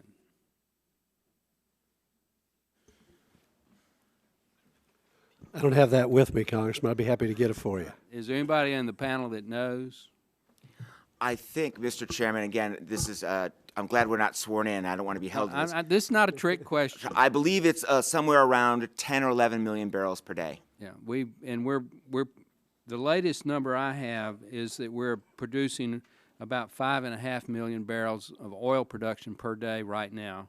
That's as of 2010. Now, that's obviously 2 years old, so it may be a little bit higher than that. But it's about, excuse me, sir, it's about almost 6 million barrels a day now. It's about 5.9, I believe. So we're at 6 today, which the trend is up. We've been as high as 10 or 11. We're consuming, my number I have in my mind is about 20 million barrels a day. It's probably less than that. What is it now? Closer to 18. 18. So we got imports going down, which is a good thing. We've got domestic production going up, which is a good thing. But we're still importing quite a bit. And most of us on the Republican side do believe that a robust domestic drilling program would significantly improve production, especially if we do not overregulate hydraulic fracturing, which is now being used for oil production as well as for natural gas production. I'm told that all of the oil wells that are being drilled up in North Dakota are hydraulically fractured. Is that correct? Clearly the majority of them are. So what is a reasonable estimate of if we changed our policy to actually lease in a timely fashion and drill in a normally regulated fashion on federal lands, as we have been doing on private lands, how much additional oil production per day could we reasonably expect in the United States, including Alaska and OCS, say in the next 4 or 5 years? Well, a lot of it would depend, Congressman, based on the permitting process. Back to the earlier comments about the leases not being used. Today, in the typical leasing process, from the point of acquiring a lease to getting to the point of drilling is somewhere between 3 and 7 years. So you're going to have to look at the permitting process. You know, earlier it was commented that we have idle leases today. Let me tell you about one so-called idle lease. It's a lease in Alaska today that's been in place for 5 years. The company has spent $4 billion on the lease. They haven't drilled one hole yet. I think that's the Shell. It is the Shell and I situation. think we're finally going to get to drill some this summer. Let me just correct that if I I can, not to take your time, but what's happened recently is because they have 475-page oil spill response plan that's been filed, they only have a 3-month window to drill. They're fearful somebody's going to litigate that question and take them through the 3 months window, thus put them into the 6th year of this lease, which by this administration is defined as an idle lease. So a week ago, they essentially sued themselves to try to get a judge to declare the oil spill response plan was sufficient so they could have certainty that this summer during the drilling window they could drill. Now, That's a problem. On federal lands, the number you just gave is 3 to 7 years. Does anybody dispute that? I mean, that's a pretty wide range, but even at that, 3 years. Compare that with what it would take to get a lease on private lands approved in Texas. How long would that take?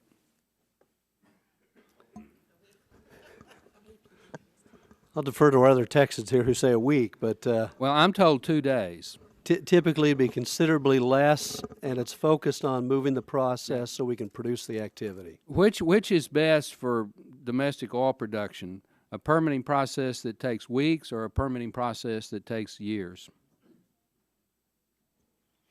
Clearly one that takes weeks. Okay. I yield back, Mr. Chairman. Thank you. At this time, I recognize the gentlelady from California, Ms. Capps, for 5 minutes. Thank you, Mr. Chairman, and thank you to each of our panelists for your testimony today. Mr. Breen, start with you, and thank you as well for your military service to our country. Thank you, ma'am. Operational energy accounted for 75% of the military's total energy costs in 2010.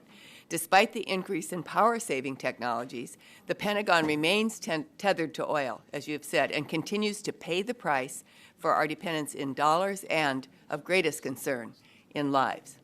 The Pentagon knows this is a serious problem. Last year, it released an operational energy strategy to transform the military's use of energy. And the President's fiscal year 2013 budget request includes new support for alternatives. As a member of the Bipartisan Defense Energy Security Caucus, I strongly support the goals of the administration in this area. So I want to ask you about the need for the Pentagon to use less energy and develop new clean energy technologies, especially as we try to rein in the budgets and become a more effective fighting force. My first question is, what can the Pentagon do for clean energy? Thank you, Congressman Capps, and thank you for raising this issue because I think it's critical to these hearings. The Pentagon can do a lot. Every time there's a $10 increase in the price of a barrel of oil, it costs the Department of Defense about $1.3 billion. That's about the weapons budget for the Marine Corps. That's a huge amount of money. Yeah. It also costs, as you mentioned, lives. About 50% of the convoys that traversed Iraq and now traverse Afghanistan, those dangerous roads carry fuel. And 1 in 24 of those convoys ends in an American casualty. This is a very costly business moving this fuel around the battlefield. As the largest consumer of energy in the federal government, the Department of Defense can and is doing quite a bit. The U.S. Navy, for example, is committed to reducing petroleum use by 50% by 2015 with the goal of 40% of total energy consumption from alternative sources by 2020. We talk about alternative fuel mixes in cars. The Navy is flying the Green Hornet. It's an F-18 high-performance strike fighter. These things go twice the speed of sound, and they're flying it very successfully on a 50% blend. It's 50% jet fuel, 50% of biofuel derived from the Camelina plant. So if you can do that with a supersonic strike fighter, I'm sure you can do it with a car. So conversely, you want to give another example of what clean energy can do for the Pentagon? Absolutely, and this, again, it extends to fuel and it extends to other things. There's a sort of famous story of one of the Marine Corps senior leaders traveling through Marja, a very contested area in Afghanistan, and taking a photograph on his cell phone of an Afghan man who had a tiny little solar panel outside of his hut. And he sent that back to the Pentagon. He said, why is this guy kicking our butts? He's self-sufficient on energy, and we're relying on fuel convoys. It's a major issue for operational forces out there in the field. Thank you for answering the question so thoroughly. This relationship is a win-win. Clean energy solutions make our military more effective, they save warfighter lives, and the DoD procurement drives the American clean energy economy. So I appreciate your being on the panel today. Mr. Weiss, thank you also for your testimony. As Mr. Breen told us, our national and economic security will be strengthened by the military's increased use of clean energy technologies. Can you please tell us how increased use of clean energy technologies are going to benefit American families and businesses and help us prevent these fluctuating oil prices? Thank you for your question, Representative Capps. Well, I think that these investments, first of all, in these new technologies create jobs. The American economy and the American manufacturing economy has always benefited from innovation. We need to continue to innovate in the transportation field by technologies like the Chevrolet Volt, which is the first plug-in hybrid electric vehicle that's commercially available. And it's important to remember there's been a lot of talk about the Volt, but in fact the Volt combined with the Nissan Leaf in 2011 sold twice as many cars as the Prius did in its first year. It takes time for every technology to be developed and commercialized and then see the price come down. So I think those are the kinds of benefits that we'll see. I also believe, as Mr. Breen was talking about, the development of non-oil-based fuels for the military will eventually have commercial application, whether it is for commercial aviation or as a fuel for transportation. I think that's very important as well. One difficulty we have right now is that with we have flex fuel vehicles that use a fuel E85 that's only available in about 2,000 service stations out of about 160,000 nationwide. Thank you very much, and I'll yield back the mouse. Mr. Breen, you mentioned the Green Hornet, which is actually absolutely true, and it's good that they're doing that, but that fuel is costing over $70 a gallon right now that they're using in the Green Hornet. This time I recognize the gentleman from Texas, Dr. Burgess, for 5 minutes. I thank the chairman for the recognition. And let me just say, because the president came out yesterday and said he wants to improve efficiency, energy use in this country by use of efficiency, and I agree with that. I was an early adopter of the hybrid technology early in the last decade. I didn't buy it so much because gas was expensive, because back then it wasn't. I really bought it for that sense of moral superiority I had when driving on the road, and it continues to this day. Just like Mr. Shimkus, I got to get some stuff off my chest. Look, we had a hearing in this committee June or July of 2008. It lasted all day. We had all kinds of people here. In fact, we had Walter Lucan, at that time was the acting head of the Commodity Futures Trading Commission. I kind of wish we had Mr. Gensler here today to ask him some of these questions about the great things he's doing with the Dodd-Frank regulations, because I haven't seen them. However, one of the things we heard that day over and over again was that part of the problem with speculation was that the perception was the market was very tight. And although there might be some additional supply here and there was growing concern because of the worldwide demand. And that tightness led to the proper environment for speculation to make a difference.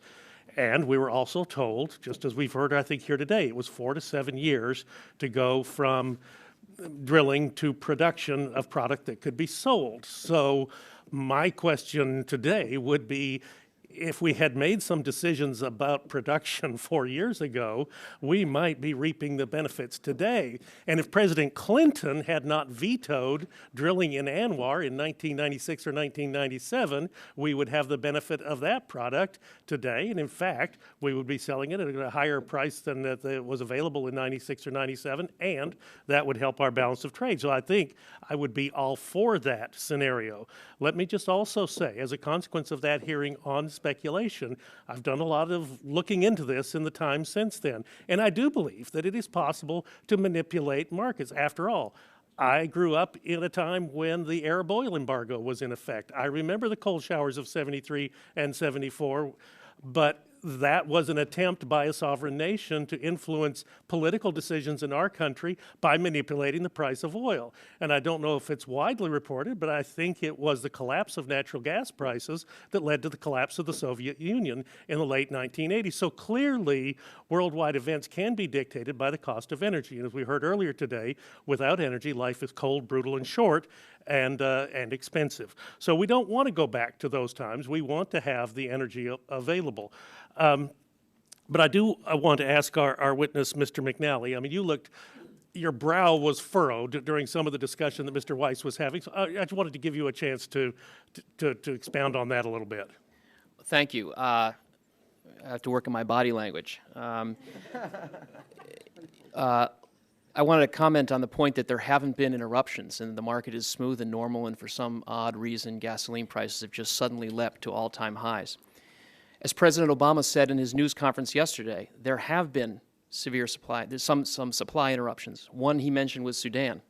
Recently, the Congress instructed the Energy Information Agency, as part of the sanctions bill on Iran, to report on the supply inadequacy of the and the price of oil outside of Iran. That report came from EIA last Wednesday, and let me just quote one sentence or two. With respect to supply, the world has experienced a number of supply interruptions in the last 2 months, including production drops in South Sudan, Syria, Yemen, and the North Sea. Also, they talked about demand, and they said, about the market, they said, EIA estimates the world oil market has become increasingly tight over the first 2 months of the year. Global liquids fuel consumption is at a historically high level. So I guess I want to just correct some facts there. Well, and I would just point out, in that environment, the people who do deal with speculation, and there are people who do, that makes their environment much more favorable to make money off of the buying of futures contracts when they never intend to take delivery of the product. And I do wish there were a way to make people eat their own dog food. If they make bad decisions, I would like to see the enforcement of those contracts rather than allowing them to roll them over and move that money down the road. There are some things that I think Mr. Gensler could do, and for the life of me, I don't understand why he hasn't done them. I have to ask one quick question. I think of Mr. Milburn, the natural gas vehicles. I've got a Peterbilt plant in my district, they make an off-the-line natural gas vehicle. I noticed this morning that GE and Chesapeake are talking about building some of the infrastructure that would allow more of these vehicles to be used, not waiting on the federal government to fund that project. Were you aware of that? In the trucking industry, compressed natural gas is not a viable alternative at this time. But locally, for like our bus market in Fort Worth, Texas, they run on compressed natural gas. I think the Metro buses outside here. Yes, sir. So you can in certain applications. Yes, sir. In certain applications, yes, it can be a viable alternative for municipalities, for smaller areas. But the range of compressed natural gas vehicles in the Class 8 markets today are not sufficient for us in our operations. But now you have two private companies making the investment in the infrastructure, and I would say that's a good thing. Waiting on the federal government, we're broke. We're probably not going to be able to help you. Gentleman's but I would look time's to the private sector to do this. Gentleman's time has expired. This time recognize Mr. Gonzalez of Texas for 5 minutes. Thank you, Mr. Chairman. I know we led off with opening statements, and everyone in this room heard about the gas spike during the Obama years of his presidency. But I guess I need to ask, who was president on December the 17th, 2001? This is George W. Bush. Price of gasoline for that week was $1.04. Who was president on July 7th, 2008? George W. Bush. Average weekly price of a gallon of gas, $4.05. Neither President Bush nor President Obama can really control the price at the pump. And I wish we would just acknowledge that. The issue is not that we have not found greater resources, and because of technology, we can draw more product out of the ground. That really shouldn't be the issue. The issue should be is how do we free ourselves from market manipulation that is going to continue, world markets, emerging countries that are going to be our biggest competitors.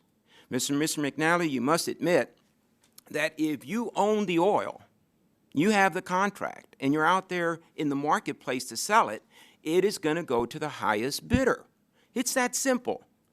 If you have a customer in the United States that is paying only $1 for something, but you can sell it to someone outside our boundaries for $2, you're going to sell it for $2. Those are market principles. Those are free market forces working, and we all agree with that. And it's going to continue as long as we continue to say, just produce more product, continue dependency on it. This is not about dependency on fossil fuel that we're importing. This is about dependency on fossil fuel, period. When we started this debate, we always had it in the context that fossil fuel-based transportation fuel was transitory in nature, that we were transitioning to something else. We have stopped for all intent and purposes. And the problem with what we're discussing today, it gives a false sense of security that if we continue this just because there's more supply, that everything's going to be all right. I don't believe that. It's a transition fuel, but I believe that it's going to be a number of years that we're going to be still dependent on fossil fuel for many, many reasons. Now, we can't control this, not the United States, not our domestic producers, not our Canadian friends, not our Mexican friends, all in North America. The Saudis couldn't do it in 2008. Mr. McNally, you know what I'm talking about, because President Bush asked, increase production, and the Saudis said, we'll do it, and they did. But then they said, hey, in all those cables that came out later, what did they say? Hey, it's not about supply, it's about speculation. And we better do something about how this is being controlled and who owns it and how they're determining the price. We're not going to stop that. I don't see that it's going to stop. And I know that Dodd-Frank and the commodities futures and such, I don't think we're going to stop it.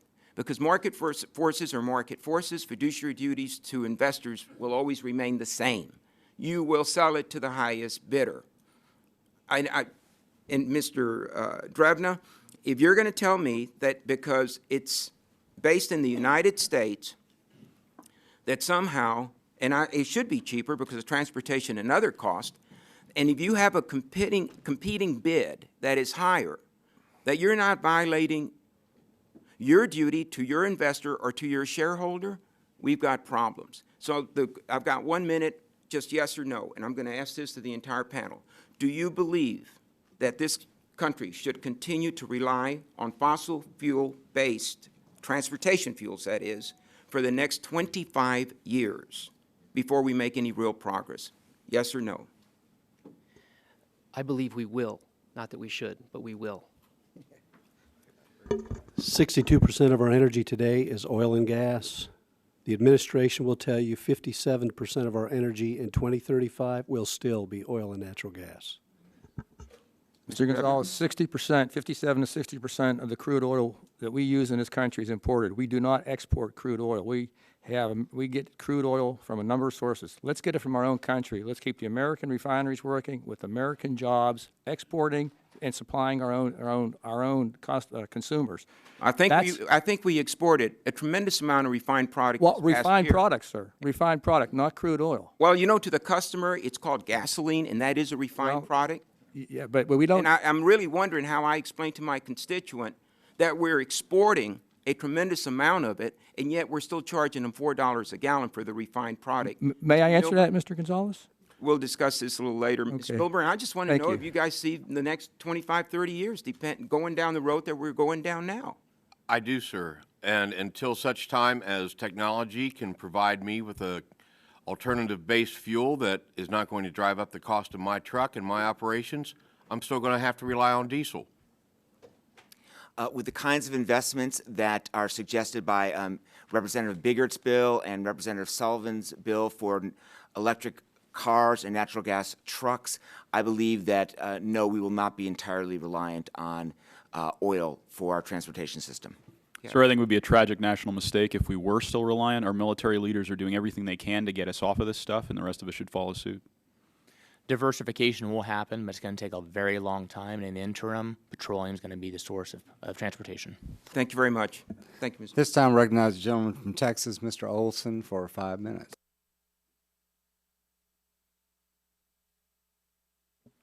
I thank the chairman, and welcome to the witnesses.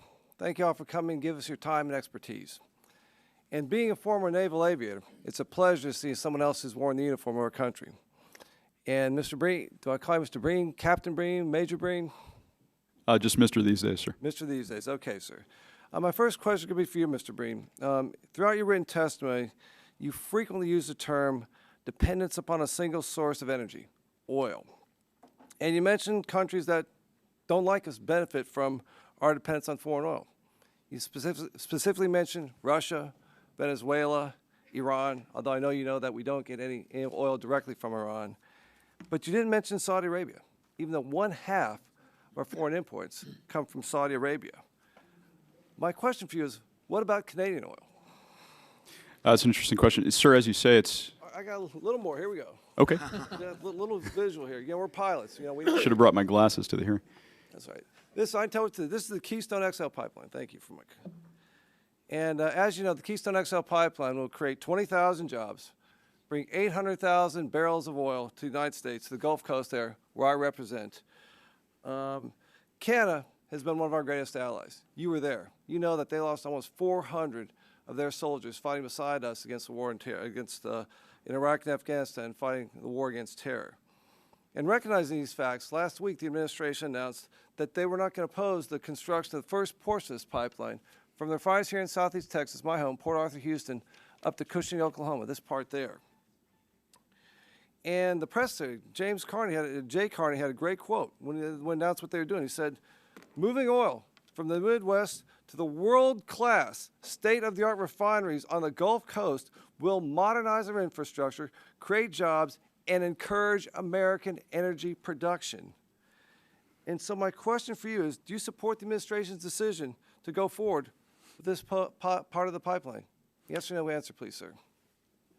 Sir, I don't have an opinion on it because it's not going to change the global price of oil, and that's my biggest concern. Based on all the information I've seen, the dynamic is fairly ironclad. U.S. demand is fairly static. U.S. production is up. But global demand, driven by China and India, which are never going to need less oil than they do now and are ever going to need more, that demand is continuing to go up. And as long as it does, the global price goes up. As you said, it doesn't matter. Cut you off. Sure. I've got limited time here. But one thing that concerns me most about your written testimony is you never mention the purely domestic, abundant source of energy we have, natural gas, used for transportation. I mean, I want to, you concluded your written statement with this comment. I respectfully conclude with a simple request. Lead us in building an alternative energy economy that can break our dependence on oil, ensure our future prosperity and security, and finally put Americans in control of our own energy future. Natural gas is the answer to your request. And all these enhanced recovery techniques, directional drilling, have changed the paradigm of U.S. energy. I toured a UPS plant or facility in my home district in Stafford, Texas. They've got about 200 trucks there. About 40 of them are being converted to compressed natural gas now. They've actually built the facility there to refuel them. The Clear Creek Independent School District, where I went to school, they're converting about 60 of their buses to natural gas. Again, built this 60 pump, for lack of a better term, facility right there off of the Gulf Freeway to get the school buses powered by natural gas. It's here. It's real. It's clean. It's cheap. It's American. It gets us off foreign oil. And I'm just concerned, was the emission of natural gas in your testimony, what was that, an oversight? No, sir, it wasn't. As you may recall, I mentioned it in my oral testimony. I think one of the things that's fantastic about the president's plan as he has announced it today is that it embraces choice. And one of those choices for communities in this race to the top is exactly what you say, compressed natural gas. There's also something in the plan the president's put forward designed to create corridors for compressed natural gas trucking to get us closer to the point where Mr. Milburn and his colleagues are able to use that fuel for longer and longer distance trucking. So, I mean, again, it's not a silver bullet solution, sir. It's a silver buckshot, and I'm in favor of just about anything that's going to safely and cleanly give us choice. That's two of us. Again, I appreciate you. I noticed that you did include the comments about the president in your oral testimony. I appreciate that. Just want to ask one more question about some of the comments that have come out of the administration that some of my colleagues alluded to. When the president was running for office, he made the statement that under his policies, energy prices will necessarily skyrocket. Our current Secretary of Energy, when he was running to that same time period, the quote is, he said, somehow we have to figure out how to boost the price of gasoline to levels in Europe, which is about $10 a gallon. Recently, Secretary of Interior, Salazar, said, I'll object to OCS drilling even if the price of the pump goes to $10. Surely you don't support increasing the price of gas to the American people to $10 per gallon. No, sir. I think that would have a catastrophic impact on our economy and also our military operations. But unfortunately, pardon me, Mr. Chairman, but unfortunately, given the fact that 95% of our transportation sector is still reliant on that single source of fuel, if it goes that high, we're going to have to pay unless we come up with alternatives. Well, you're a man of intellect. I can see you don't have a closed mind. Come down to the Eagle Ford Shale, play with me in Texas. I'd love to take you around. I'd love to go, sir. Thank you. Gentlemen, this time recognize the gentleman from Massachusetts, Mr. Markey, for 5 minutes. Thank you, Mr. Chairman. We are told by the American Petroleum Institute in their TV ad campaign that voters all over the country are voting for American energy. But is American energy really what the American Petroleum Institute is representing? The American Petroleum Institute tells us we need Canadian oil from the Keystone export pipeline to strengthen our energy security needs. Maybe the institute should be called the Canadian Petroleum Institute. But wait, you don't even want to keep the Canadian oil here, since the API says that my amendment to keep Keystone oil and fuels in this country would make us just like North Korea. Does that make the API the South Korean Petroleum Institute? We are told by API that the adoption of my proposal to keep Keystone fuels here would cost us tax revenue, even though the oil is headed straight to a foreign trade zone where it will be refined and re-exported tax-free. So maybe it should be called the Cayman Islands Petroleum Institute.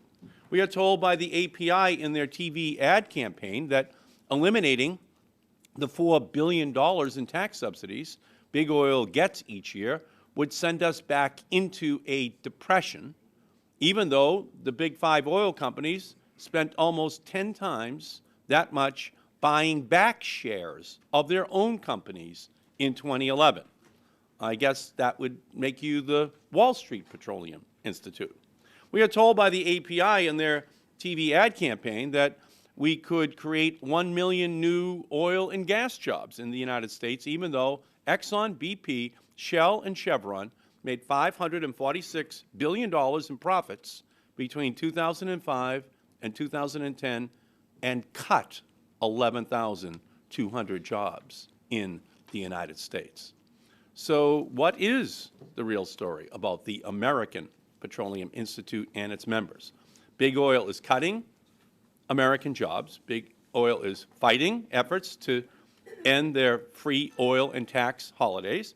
And Big Oil wants to sell our oil and gas to the highest international bidders, even if it means Americans all over our country will pay more at the gas pump and more in electricity each month.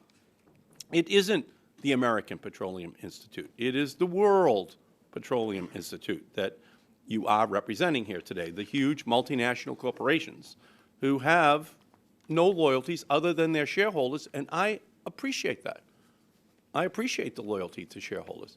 But it is not about American energy in the United States. So let me begin.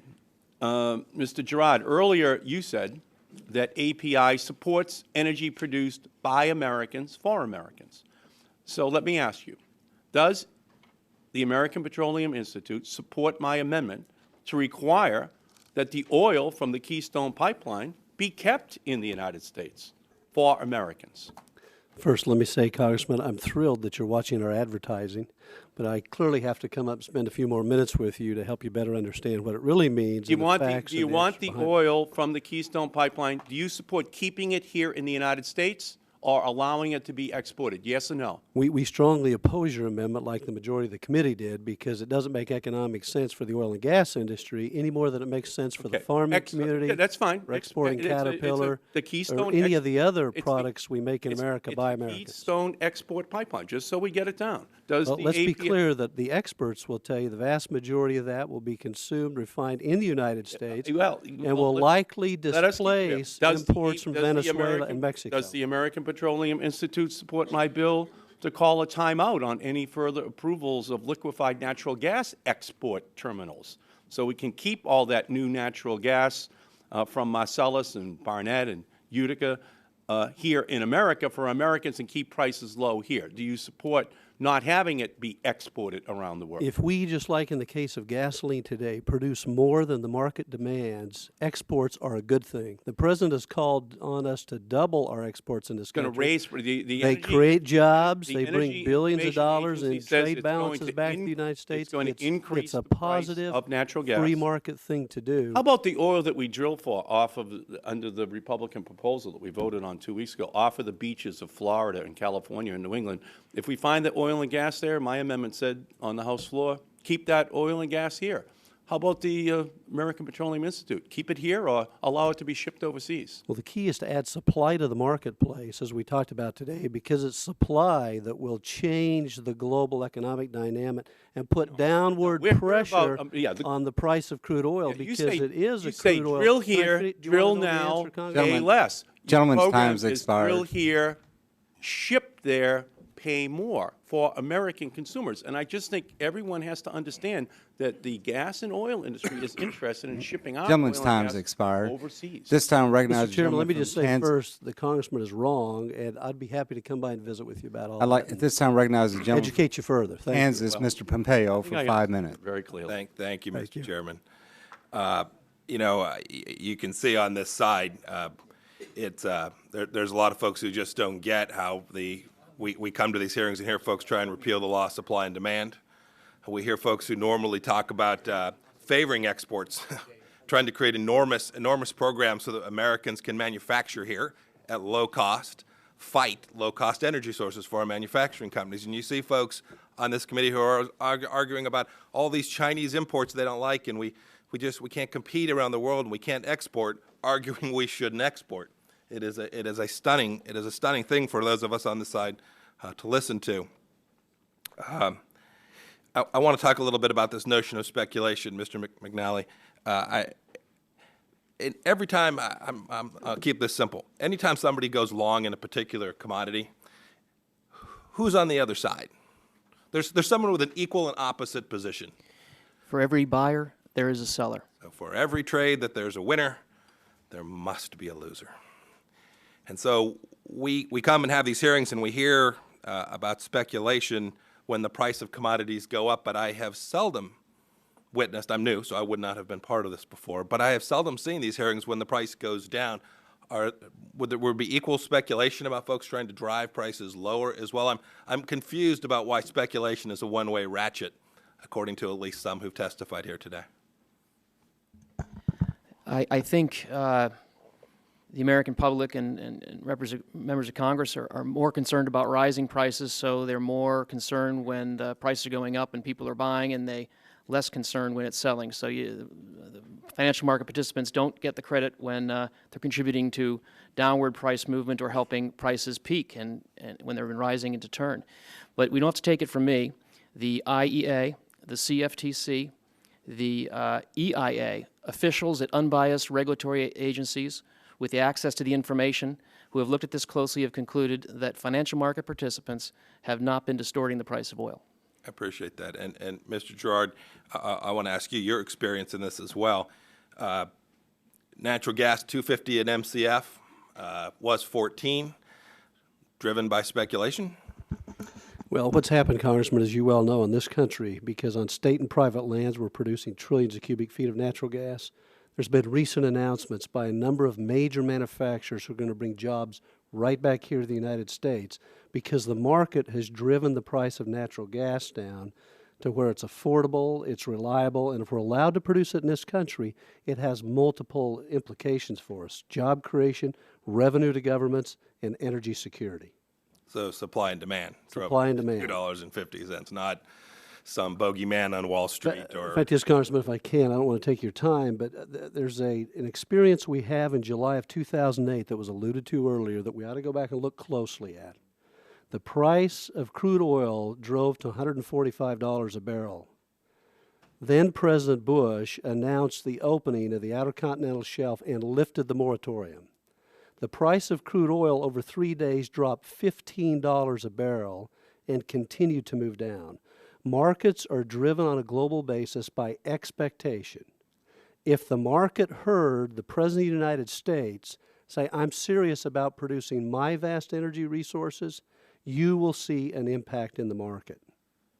Yeah, I would agree with that. I would love to see that from our president. Let me talk for a second, Mr. McNally. You talked a little bit about the Strategic Petroleum Release. We had one during my time in Congress last year. To what effect? The release you're referring to was a sale of 30 million barrels announced on June 23rd of 2001, and the price of oil dipped for 4 days and then made a new high. And the president continues to talk about an additional release from the Strategic Petroleum Reserve. What would your expectation be that would result from such a release? In my view, as long as the underlying supply-demand fundamentals remain tight, and as long as the prospect of a potential conflict remains with Iran, were we to release oil now and achieve a day or two dip in supply, we would be releasing cheap oil to traders who would buy it and expect to profit from it later this year. Great. Not a very effective thing for folks who are driving their cars around, or Mr. Milburn, who's got to drive his vehicle around and deliver product to all consumers all across the country. I yield back the balance of my time. Thank you. This time recognize the gentleman from Texas, Mr. Green, for 5 minutes. Thank you, Mr. Chairman. Eddie, I want you to sit here. You know, for one thing, let me follow up my colleague from Massachusetts. Nobody's going to build a pipeline from Canada to Texas and Louisiana to export the oil. You know, we have the biggest refinery complex literally from Mississippi River down to Corpus Christi, Texas. And I know the pipeline's supposed to send in maybe 1 million barrels a day. I currently represent 5 refineries that need a little less than 1 million barrels a day, and that's just in the district I represent. So it's a huge amount, and we want it, but we're not going to export that oil. We do export refined products just because we export steel. And I'm sure my colleague from Pennsylvania loves that, and I like that when I used to have steel plants. We want somebody else to buy our products that we make. So I don't want to export the oil. I want to export the refined products or the chemicals that we make from the natural gas. I would rather not export natural gas. But if we can have the downstream jobs in chemical industry, then let's export those products. But we still need to export natural gas because we had people in 2005 after we streamlined the federal permitting for importing LNG. Now, because of success in hydrofracking, we have so much, we need to export it. because, again, I have a lot of companies that would really like to see that export market. And, again, if we can use it here, let's use it. But if we can't, let's help our balance of trade with it. Mr. Gerard, API claims that the oil and natural gas earnings are typically in line with the rest of the U.S. industry, averaging about 7 cents for each dollar of sales over the last 5 years. Is that true? That's correct. Where'd you get the information? We developed this information by the Bureau of Labor Statistics. These are governmental numbers. Okay. One of the concerns I have is we reconcile the push to eliminate the Section 199 as a manufacturing deduction that allows all U.S. manufacturers to take a 9% deduction on their costs while limiting the natural gas industry to 6%. One of my arguments here that energy production is manufacturing. It is domestic manufacturing. Why would we want to punish domestic energy production by a lower percentage? I would hope we wouldn't, but that's what the current law is. We're limited to 6%, and the President's proposal suggests that that provision of the tax code, which is allowed to many other industries, be repealed for only the oil and gas industry. That's what he describes as a subsidy. We get no subsidies in the oil and gas business. Well, again, natural gas is large companies that are energy companies are large companies that produce in the United States. They employ United States citizens, and they're being treated differently than other manufacturing companies. And that's just not fair, because a few years ago we commissioned a poll on the Democratic side on domestic manufacturing. We showed that in the South, the support for domestic manufacturing was higher in the South than it was in Ohio, Pennsylvania, in those states. And somebody said, well, do we still have textiles in North Carolina? I'm not so sure about that. But from the Mississippi River to Corpus Christi, Texas, our manufacturing is refined products, chemicals, and things that come from the energy industry. And that is manufacturing. Those jobs pay just as good as anywhere else, and I don't think they ought to be punished. Mr. DeRiva, you talked about anticipated Tier 3 regulations affecting the sulfur content in gasoline would increase the cost of refining, could result in smaller, less profitable refineries shutting down. Can you elaborate on this? And I'm asking because I know my colleague from Pennsylvania is concerned about the two near Philadelphia shutting down. We've actually expanded ours in our district. Right. And can you talk about that? Yes, sir, Congressman Green, thank you. Tier 3 gasoline would take the current sulfur level of gasoline from 30 down to less than 10, another 90% reduction. We have already spent $9 to $10 billion in taking 90% out of the 90% sulfur out of the gasoline in Tier 1 and Tier 2 from over 300 down to 30 at a cost, like I said, $9 to $10 billion. The additional 90% would cost upwards of $20 billion to get those last little bit of molecules that don't want to come out. The question is why? The question is what is the net environmental impact on taking it down? And our analysis says it's nil, because autos are already marketing, 20 different brands of autos are already marketing their product under Tier 2 gasoline as a Tier 3 vehicle because of how the engines are made. It goes back, Congressman Green, to the conflicting regulations that we see and how costly they are ultimately to the consumer. We're going to lower sulfur more at an unprecedented amount of dollars. Therefore, we're going to raise CO2 emissions at the refinery because it's a heck of a lot of a more robust treatment that you need to get those last little bit of sulfur molecules out. And then the EPA is going to turn around and say, well, we got to lower greenhouse gas emissions. Well, we're in this. Let me interrupt you. So let me get one more statement in. Go ahead. To Ms. McNally, the President took the 30-year moratorium off of the executive order in June of 2008. A Democratic Congress in September took the 30-year moratorium off the Department of Interior for exploration in outer continental shelf. So we have a bipartisan support for more domestic exploration, and that's part of our problem. We need more supply, but if you drill an oil well in your backyard, believe me, you're going to want $100 a barrel because you're not going to sell it any cheaper, but we do need to get more supply out of the market. Mr. Chairman, I know my time's up. This time I recognize the gentleman from West Virginia, Mr. McKinley, for 5 minutes. Thank you, Mr. Chairman. Got a series of questions. maybe building back a little bit just quickly on the thing with Mr. Barton was talking about, was there is a chart that talks about how production is down but prices are up. Back in 1985, we were drilling, producing about 9 million barrels a day, and we were paying $1.34. Now we're at 5.3 million, and the price is up to 379. So I think he's onto something there. But more importantly, is I'm trying to understand. All of you began your remarks a lot of talk about speculation, speculation, and I'm trying to understand the role of speculators. Is this a recent phenomena that speculators have, just in the last 3 years, 4 years, speculators? Mr. McNally, can you just touch on that? Just briefly, is this a recent phenomenon? Have speculators been able to buy into the oil market for longer than 3 years? Yes, sir. Starting in the early 1980s, we shifted from what we called a posted price for oil to pricing it in the futures markets when the New York Mercantile Exchange. And that futures market is composed of physical participants, producers of oil, users of oil like airlines, and then financial market participants. Thank you, because I'm curious about this, right? Because I went back and looked at what happened to crude during the 4 events that I looked at, with the Iran-Iraq war back the 81 to 87. When you look at that and the net effect of that from time to begin to the end, actually the price of crude dropped. During the seizure, then when we had that crisis that was there, and it was on the front page of every American paper about our 53 American seized in Tehran, crude didn't increase. During the Gulf War, the Kuwait, it went up about $10 a barrel.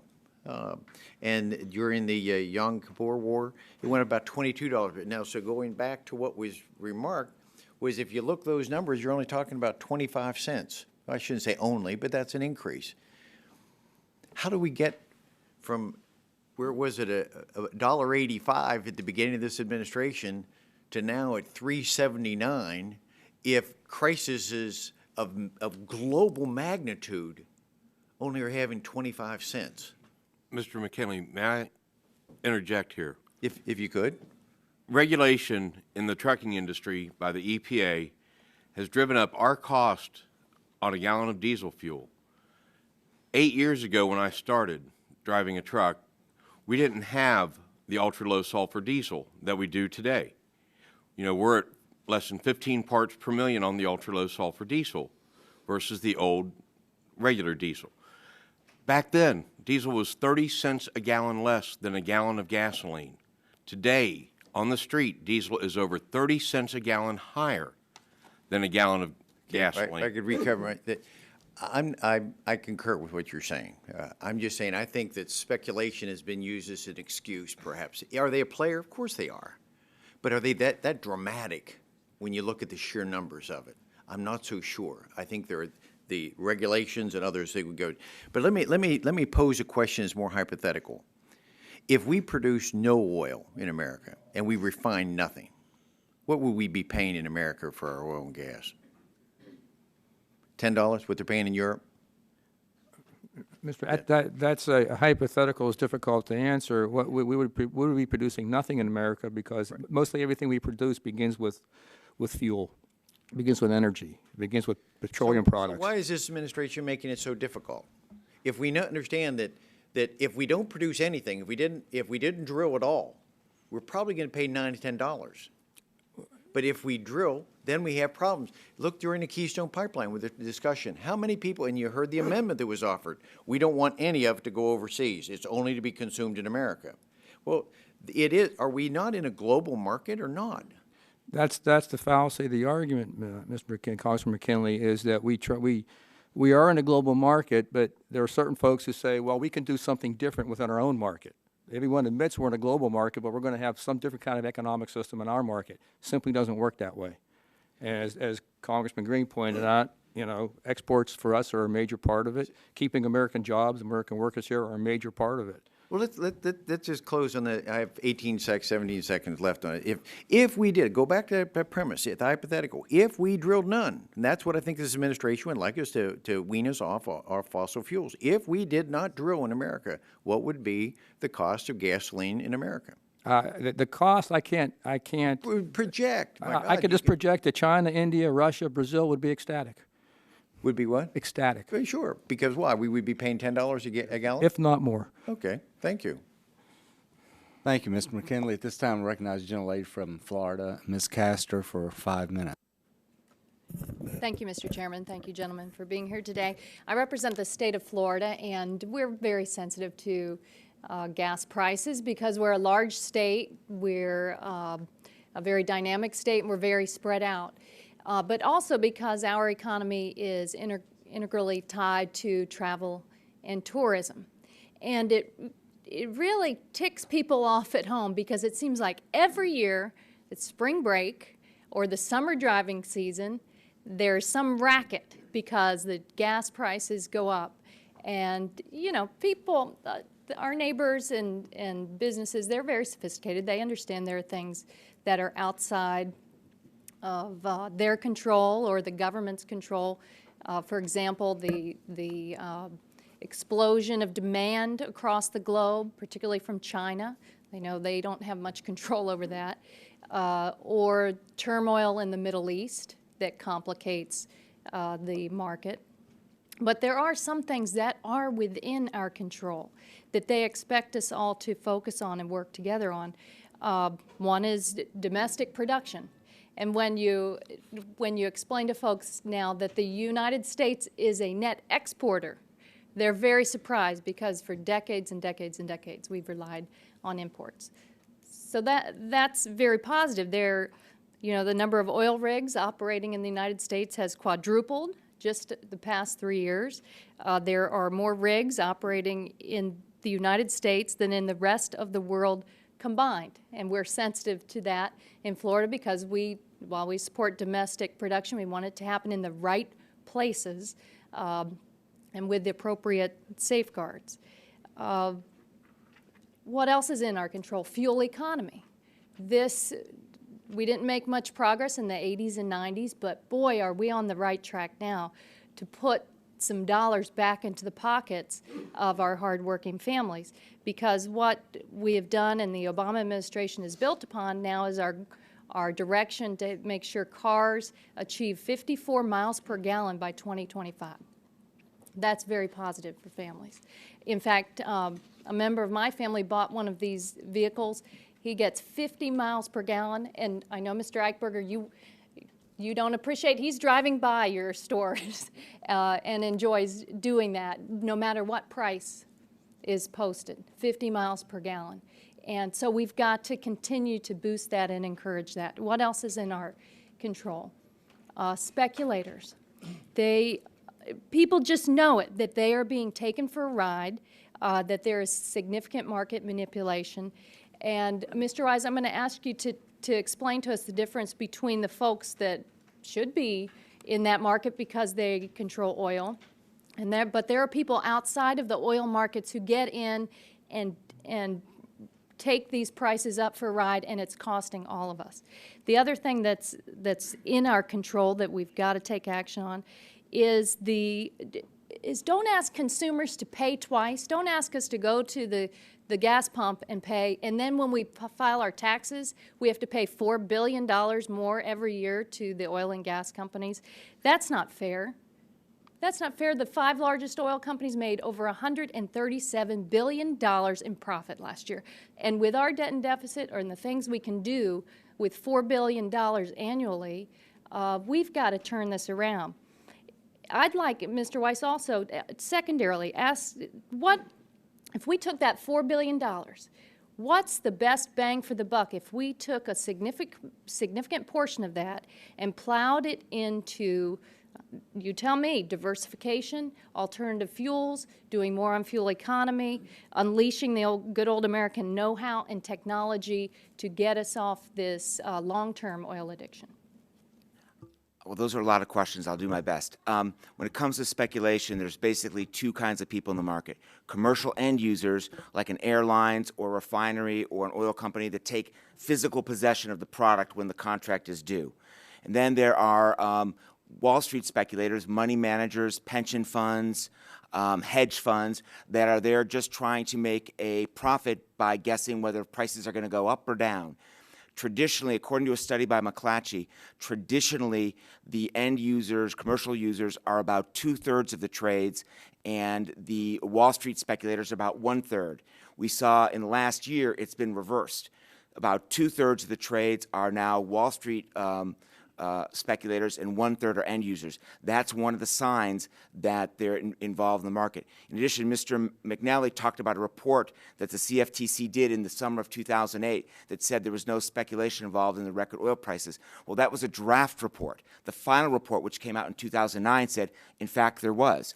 And there's a whole host of studies, at least a dozen, that I could send the committee for the record, if you're interested, that list that suggests that speculation did play a role, including one by the Federal Reserve Bank of St. Louis that the Post just reported about yesterday. Thank you. This time, recognize the gentleman from Virginia, Mr. Griffith, for 5 minutes. Thank you, Mr. Chairman. I just have to say, coming from coal country, that nobody has mentioned coal. There are ways that we can use coal to increase our fuel. I like to talk about the 4 Ds. Drill, which we've talked about a lot today. Dig, which includes our coal resources. We're #1 in the world. Let's not forget we've got it. Discover, which of course includes, finding new ways to use new technologies and use old fuels and new technologies as well, which our universities and think tanks should be working on. And last but not least, we've also heard today about deregulate, which means the EPA has got regulations coming out our ears that affects every sector of our market, and we're consistently seeing problems. And along those lines, Mr. McNally, could you tell me, is there one regulation in particular that's so onerous, so hard for business in your area or in your field to deal with that's preventing or limiting production and increased employment? Can you name me one? Well, I'm just in the research and analysis business, but I would think, and my friends from the industry can speak perhaps better, but I think the biggest concern, or two really, one would be that the government is going to stand in the way of infrastructure projects that are needed to get investment in domestic oil and gas production. And the second would be uncertainty about regulation of hydraulic fracturing going forward. That's probably one of the biggest concerns I think industry has about investment. All right. Mr. Gerard, did you have some thoughts on that? Very quickly, I would just add 3 things. The first one is access itself. That's a decision on the part of the administration. They could make it today. The second one is the lag time in permitting that Congressman Barton talked about. If you're given access and you can expedite that permitting process, it will happen quickly. The third one is, which goes back to the comment the Congresswoman made earlier, there's all this talk about subsidies in the oil and gas business on taxation. We get no subsidies from the tax code. But more important than that, today's hearing is on gasoline prices. The Congressional Research Service has looked at the proposal, the President's proposal, to discriminate against our industry and repeal those standard business deductions that we receive, and concluded that it would have the effect of decreasing exploration, development, and production while increasing consumer prices and possibly increasing the nation's dependence on foreign oil. So what you're saying is that 3rd D, discovery, which would also include exploring, would go down and prices would still go up. It's a net adverse hit to our ability to impact the price of gasoline, the Congressional Research Service's views. All right. Let me ask you, Mr. Breen, if I might for a second. It's been said that 70% of American casualties in Iraq and Afghanistan have been sustained on logistical missions, i.e. convoys. If our troops had more energy-efficient generators, batteries, and vehicles without any deduction in safety or functionality, we can lessen the amount of required supply missions and reduce our troops' exposure to attack. Such advancements are obviously positive, but if we convert, as I think I heard you suggest, if we convert our military vehicles and aircraft to biofuels, such as the Green Hornet your testimony highlights, what is the difference between a convoy that transports ethanol and one that transports diesel or GP8, except that the ethanol products are far more expensive for the American consumer, and in this case, for the Pentagon? Oh, sir, you mentioned fuel convoys, which is a facet of life in a counterinsurgency environment where you have isolated forward operating bases. This is one of the ways the military posture is different from our civilian posture. On those forward operating bases, we require liquid fuel. So you're saying it's safer to do ethanol than it would be to do gasoline? No, sir. I'm saying that we require liquid fuel, be it ethanol or or whatever else to fuel generators, to generate the power on those bases, as well as to fuel the vehicles.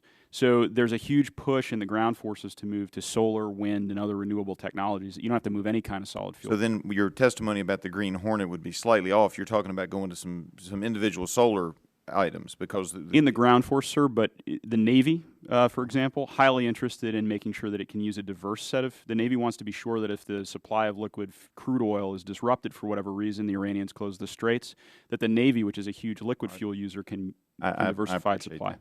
In the futures market, let me ask Mr. McNally, if the futures market was occupied solely by physical consumers of oil, what would the result be?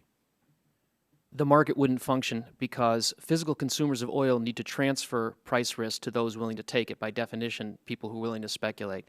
And if they didn't have the speculators or financial market participants, the market wouldn't function. It would be much less efficient. Prices would be more volatile.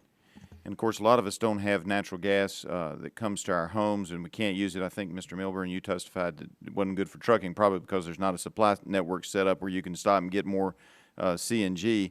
I know that in my neighborhood, even though I live in the largest city in the newly configured 9th Congressional District of Virginia, I don't have natural gas coming to my house. Mr. Eichelberger, who used to be a proud constituent of mine in the 9th Congressional District of Virginia, used to live in the Reiner area. Did you have natural gas in that county, which is the largest county in the 9th District? We were 100% electric. Yeah, which is based on my favorite, coal in that area. You can't have electricity without coal. And that raises prices up. Just looks like to me this administration has an all-of-the-above policy to raise the cost of energy on all of the above. Thank you. Yield back. Thank you. At this time, recognize the gentleman from Pennsylvania, Mr. Doyle, for 5 minutes. Thank you, Mr. Chairman. Well, I've been in Congress long enough that to see a hearing called Rising Gas Prices. This is, deja vu all over again. We go through this from time to time. And sometimes listening to my friends talk about the Obama administration, I feel like I'm living in an alternative universe, that somehow there's some magic wand that Newt Gingrich is going to wave, and we're going to have $2.50 a gallon gasoline. I think it's time we just stop BSing the American people. In Pittsburgh, people I represent have highly refined BS meters, and they're going off loud and clear with all this talk about gasoline prices. Can we just agree on one thing? A barrel of oil that's produced in Venezuela costs the same amount as a barrel of oil that comes out of the ground in Texas. It's a world commodity. We don't control the price. We don't control the price. People seem to think in this country that if you get oil out of American soil, that somehow we get a discount on it. Well, it's not Americans' oil. Once an oil company buys that lease, it's Exxon's oil. It's their oil, and they're going to sell it for the best price they can get it. Now, that's just a fact of life. And if most of the price of a gallon of gasoline is the cost of the crude, then it is what it's going to be. It's a world market. People talk about natural gas. Natural gas isn't priced on the world market. Okay, it's $2.50 an MCF here. It's not what it's selling for in other parts of the country, which is why we'd like to export some of the excess natural gas so that there can be better profit margins, and we have the supply to do that. But let's quit BS in the American people that there's some magic wand or some policy that Congress or any president, Democrat or Republican, can do to affect the price of a world price commodity. We are a net exporter of gasoline last year. The price of gasoline didn't go down. We can produce all the oil we want in this country, and all the cartel over there has to do is turn the spigot down a little bit, and they'll keep the price wherever they want to keep the price. So let's just quit BSing the American people that there's some way to control the price of a barrel of oil, and if we drill more in this country, that somehow it gets cheaper. I mean, if you want to talk about let's not be dependent on buying it elsewhere, and you want to increase the supply domestically, that's a valid statement. I mean, you can talk about that. But let's not talk about it in the context of prices of gasoline. You talk about the price of gasoline in Europe being $10 a gallon. They put taxes on top of their gasoline. The oil isn't more expensive over in Europe. They put tax on it so people will drive smaller cars. They use mass transit. They use trains. We built the interstate highway in America. We love our automobiles. Okay, we're different than over in Europe. There's not going to be $10 a gallon gasoline in the United States of America. Let's just quit making the American people believe there's some fix to this. This young man's hit the nail on the head. What they want from us and from the president is some vision and some leadership about the future. The future of our country is to get us off this addiction to oil, to start to transition to natural gas vehicles and eventually to battery technology where we don't use any fossil fuel to power a car. When we got a battery that will take a car 400 miles before you have to recharge it, that's going to change the whole world. That's going to change our policy in the Middle East, and that's going to allow us to quit sending young men and women like Mr. Breen overseas to fight for all this oil that's so precious to us. That's what the American people want from us, some visionary leadership from their president and their Congress, not this constant BS that there's somehow you can make gasoline $2.50 a gallon before the presidential election in November. So let's just quit this kind of talk and let's be real with the American people and let's talk about how we invest in the future for our kids and our grandkids to make a difference. There's a Chinese proverb that says the best time to plant a tree is 20 years ago. The next best time to plant a tree is today. What this Congress ought to be talking about is what we can do today for generations 20, 30, 40, 50 years from now so that our grandkids aren't sitting in a congressional hearing room having the same conversation that we had in 1970, that we have in 1980, that we have in 1990, when these prices start to fluctuate up and down. That's what the American people need from us. Well, I just took 5 minutes on my soapbox, Mr. Chairman, and I'm sorry about that. I'd like one question if one witness can answer. I do have a concern about these refineries in eastern Pennsylvania shutting down. Pittsburgh uses a special blend of gas in the summertime that's not made anywhere else that I'm aware of except at these 3 refineries near Philadelphia, and they're about to close. I'd like to ask Mr. Drebna, the refinery person, is there any other refineries that make that kind of gas currently, or is there a refinery that could ramp up to make that kind of gas to meet the needs of some of the communities in the Northeast and specifically in western Pennsylvania that are going to be in a bad situation if these 3 refineries in eastern PA absolutely do shut down? The answer to your question is no, there are no other refineries in the immediate area that can make the 7.2-pound gasoline. It's the summertime gasoline. Now, I understand just recently as yesterday, Congressman Doyle, the Pennsylvania legislature passed a bill that would lift that 7.2 and go to a 9.0 RVP. It wouldn't be summer gasoline. I understand the governor probably will sign that. The problem being is the EPA is going to have to bless it. And that's just that. The reason why there's that gasoline there is that it's Pittsburgh, my hometown, by the way, did not need to go all the way to the more expensive RFG, reformulated gasoline. So over the time, it was a better deal for the folks in western Pennsylvania. You're right with the shutdown and the unfortunate shutdown of refineries and all the heartache that comes with it. But if we can start now, because we got to get that stuff into the pipeline by probably May. Yep. So if we can start now and get EPA to help the state of Pennsylvania, to help those refineries in Ohio and West Virginia to get that gasoline there, it'll be fine. This time, recognize the gentleman from Louisiana, Mr. Scalise, for 5 minutes. Thank you, Mr. Chairman. I appreciate you having this hearing on the rising price of gasoline. I know it's a concern of many, not only constituents of mine, but of my colleagues all across the country. It's a problem that's facing many families that are holding them back from being able to do the things that they do to enjoy the quality of life that they had. It's hurting our job creators and the abilities that they have to hire more people in this country. And yet, when we look at why we got here, there's some people that just want to act like policy has nothing to do with it, like supply and demand doesn't exist in a free market. And so, what I first want to point out is that those of us that have supported all of the above energy strategy for a long time, and this House has passed many bills. In fact, Mr. Chairman, you brought a number of those bills through this subcommittee that we've passed through the House and are sitting in the Senate that would increase the supply, not just of oil, of natural gas, coal, nuclear power, and yes, wind and solar as well. But addressing each of those in a realistic way that allows America to utilize our energy resources that are here that are currently blocked by federal policy. And for people to just ignore that when the president shuts down supply, that somehow that has no effect on cost, then maybe they didn't take basic economics. But it absolutely does. And I know a few of our panelists have talked about this. I want to start by going through the record. And let's just talk about where we are with gas prices and look at the statements that the president himself made. You know, back in 2008, Barack Obama said that he would prefer a, quote, gradual adjustment to near $4 a gallon gasoline. President Obama said this. Now, he said it when gasoline was about $1.80 a gallon. The president got his wish. He asked for $4 a gallon gasoline.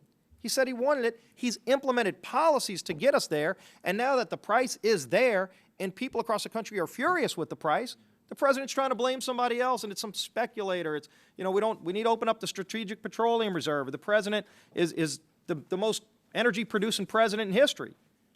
It's a disingenuous statement when you look at the fact that oil production on federal lands is actually down by more than 10%. Lands where the president actually has control through his regulators, that production's down. Where it's up is on private lands in many states like North Dakota, where they've used hydraulic fracturing and new technologies to get oil in other areas. And the president's trying to shut that down too, ironically. So on one hand, he's trying to take credit for something that he has no control over, but he's trying to control it through the EPA and shut it down. Fortunately, he hasn't been successful, and in fact, we passed legislation to block the EPA from shutting it down. The president's own energy secretary says, quote, somehow we have to figure out how to boost the price of gasoline to the levels in Europe. Well, he figured it out, and we're getting there. And people are furious with the high price that they imposed. The Obama administration did this. I mean, you can look at the price of gasoline, and you can track that the president's gotten what he wanted. It's just now he's getting the heat for it. People are furious that the president got his wish of $4 a gallon gasoline that we're approaching, and so now he's trying to shift the blame. But look at the record. The permatorium in the Gulf of Mexico, we've seen it directly in southeast Louisiana.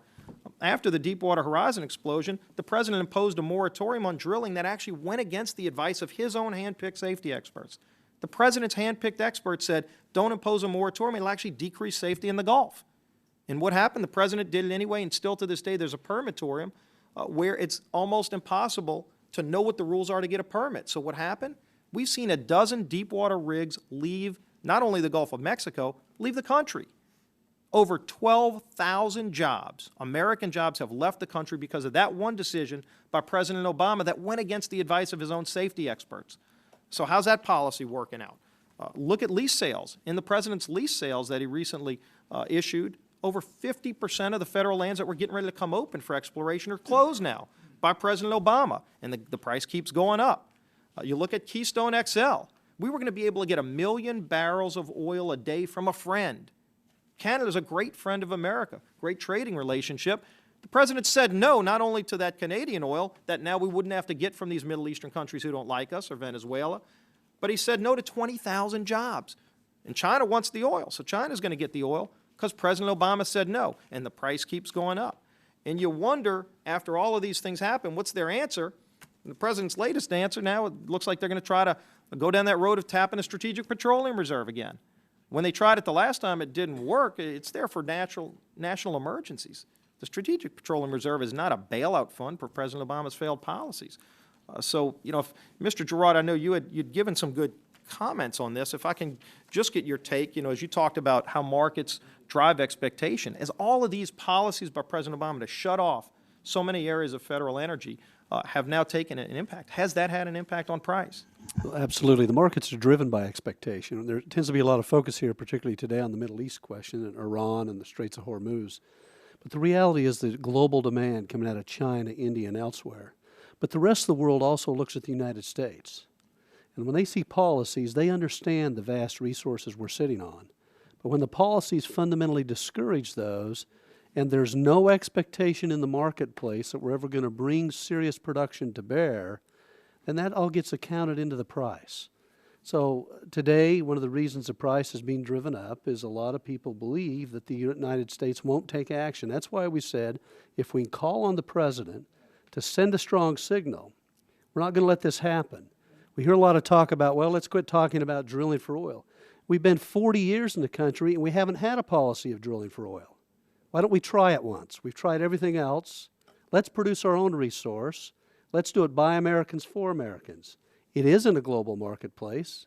The price is determined by the price of crude oil. But we put crude oil into the marketplace, and it has downward pressure on that price. It's pretty fundamental. It's economics 101, and we just can't seem to get ourselves there. Thank you. I yield back, Mr. Chairman. This time I recognize the gentleman from New York, Mr. Engel, for 5 minutes. Thank you. Thank you very much, Mr. Chairman. I've listened to a lot. You know, it is such nonsense to try to point a finger politically at the President of the United States and say that there's rising gasoline prices because of him. As some of our colleagues pointed out before, you could look at when President Bush first came to office and when he left, and prices doubled and tripled and quadrupled. So it's just nonsense. Everybody knows that there are all kinds of pulls and tugs, and China and Japan, China and India and other countries forcing things, changing the prices because of it. You know, we can tinker at the edges and we can try our best and we can do it from our different perspectives. But to say it's the President's policies is just poppycock as far as I'm concerned. I would rather focus on a few bipartisan things. Our colleague, Congressman Shimkus, earlier mentioned our bill, his bill and my bill, the Open Fuel Standard, H.R. 1687, which requires new automobiles to be alternative vehicles capable of operating on another fuel in addition to or instead of gasoline. Any type of fuel would qualify: natural gas, electricity, biodiesel, hydrogen, alcohol-based fuels, or anything else. And the beauty of this bill, which I have been sponsoring for a number of years, is that it would open up the marketplace so that other fuels could compete with gasoline. Any other fuel in the market can decide. When I was in Brazil, when you pull up to a refueling station, you can choose to put methanol, ethanol, or gasoline into your vehicle. It's competition. Competition helps drive down prices. You can base that choice on cost or whether the fuel is produced domestically or whatever criteria the consumer chooses. So I think we should have a similar choice. We could have flex fuel vehicles in this country for $100 or less per car, and I think it's criminal that we're not doing it. So that's what the Open Fuel Standard Act would provide. It would provide a choice. I'd like permission to submit for the record two studies. One is the interdisciplinary study from the Massachusetts Institute of Technology called The Future of Natural Gas, from June 9, 2011, which finds that the conversion of natural gas to methanol would provide a cost-effective route to manufacturing an alternative or supplement to gasoline. Methanol can also be produced from other fossil fuels or from renewable resources such as agricultural products, municipal waste, and biomass. And I'd also like to submit for the record a CNA report entitled Ensuring America's Freedom of Movement, a National Security Imperative to Reduce U.S. Oil Dependence, October of 2011, which notes that a light-duty tri-flex fuel vehicle running on methanol, ethanol, and gasoline would be an effective and cost-efficient that could greatly reduce our dependence on foreign oil. I also want to note that the 2010 Work Truck Show is going on in Indianapolis just this week. General Motors is introducing two new bi-fuel compressed natural gas and regular petroleum gas-powered trucks, the 2013 Chevrolet Silverado and the 2013 GMC Sierra 2500 HD. Both of these vehicles can burn either fuel, and GM promises that the on-the-go switch between the different fuel types is seamless. I really want to mention that. I also would like to ask a couple of quick questions on behalf of the travel and tourism industry.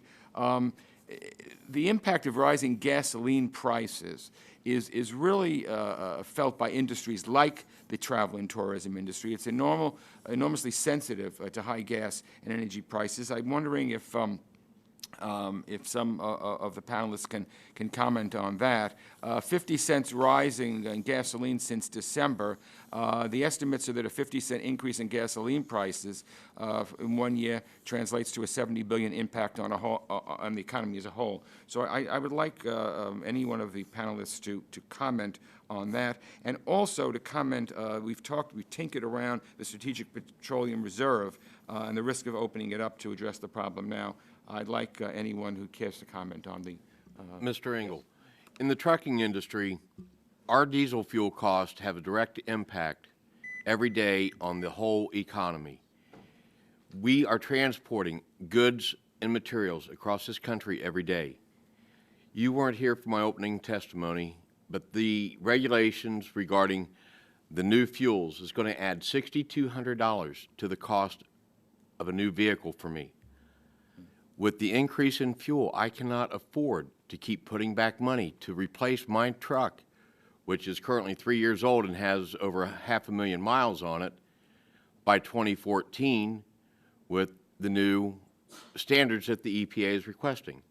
But when I'm out here every day driving and transporting goods and services, it has a direct effect upon the economy in raising inflation and the cost of everything we do out here. The suit you're wearing, the car you're driving, we all haul it. Let me just, I know I'm running out of time. Mr. Milburn has his hand up. Mr. Thank you. And your question about the Strategic Petroleum Reserve. Weiss, I'm sorry. That's okay. I knew who you meant. Can't see from I know we're both very good-looking fellows, so it's easy to mix us up.